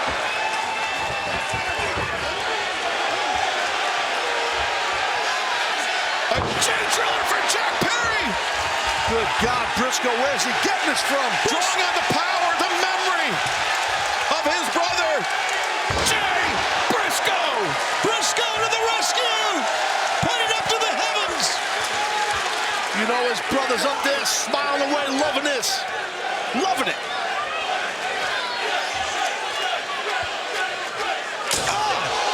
We are live on Dynamite with Blood and Guts, the Elite versus Team AEW, and Mark Briscoe just delivered a thunderous froggy bow through the table. I think Darby, yeah, he's climbing that thrust on the side. He's going to. Jack Perry's laying there. Look at this. Oh, God. Monkey Boss Jones. What are we watching? Look at this. This late into this match, Coffin Darby drop. Allin. He's going to go coffin drop. Drop by Darby. I can't believe what I just saw. Man, that was hard. That was impressive how Darby did that. Talk about some core strength. The first 2 men to enter this match, Darby Allin and Jack Perry. And Darby Allin was able to draw on all of his strength to deliver that coffin drop. Well, the Bucks brought this other case out here. We don't know what's in that one. The other one had a bunch of staple guns. What the hell's this have? Looks like handcuffs. As Caster, the handcuffs. And remember, this match can only end in submission or surrender, Tony. But who is it going to be? Right now, it seems like advantage Team AEW. But as you know, Taz, in one of these battles, anything can turn quickly. Absolutely. Jack Perry, the scapegoat, the TNT champion. Now the Elite doing to, or Team AEW doing to Jack Perry what Hangman Adam Page did to Swerve Strickland moments ago.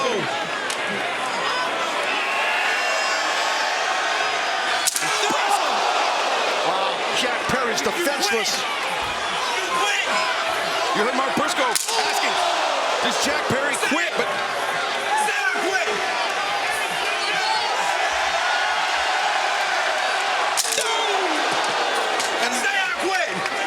that kendo stick splintered.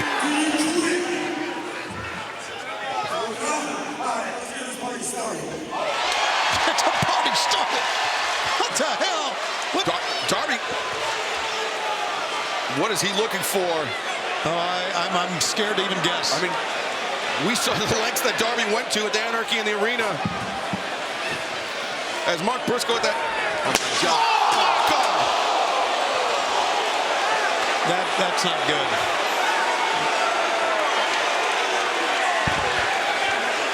Mark Briscoe is violence incarnate.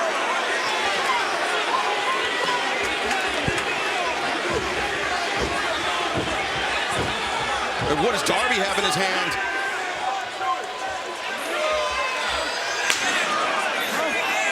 What's he?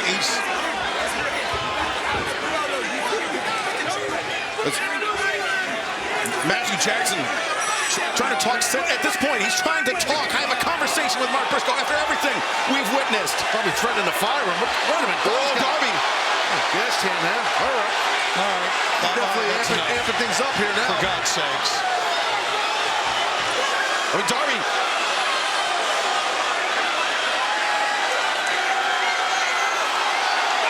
God. Oh, yeah, we can smell that from here. This is gasoline. Yeah, buddy.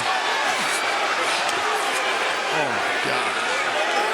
Jack Perry's like dousing gasoline. Put the guy on fire, really, Darby? Is that what you're going to do here? He used the flamethrower. He used the flamethrower at Anarchy in the arena. And what is Darby Allin thinking? Jack Perry doused in gasoline. On the other side, Darby's laughing maniacally. I am gonna light your ass on fire if you don't quit. Oh no, this is a little too close for comfort for us. All in for the TNT Championship. Agree to it, I'm gonna light your ass on fire. Oh, Jack Perry defiant, spitting at Darby Allin.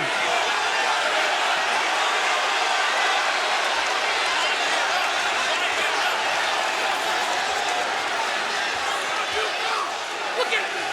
This is going way too far. You want a match? You want a match? You want to take the title match and all in? You got it. Say it again. You want the match? You want the title match against Jack Perry? All in, TNT Championship insurance, you got it. Now stop. This has gone too far. This is ridiculous. No, hell no. You say I quit. Say you're gonna light his ass on fire. All right, damn it. That's it. We quit. Let's go. Team AEW has won Blood and Guts. Ladies and gentlemen, here are your winners. Team AEW. There was not a doubt in my mind that Darby Allin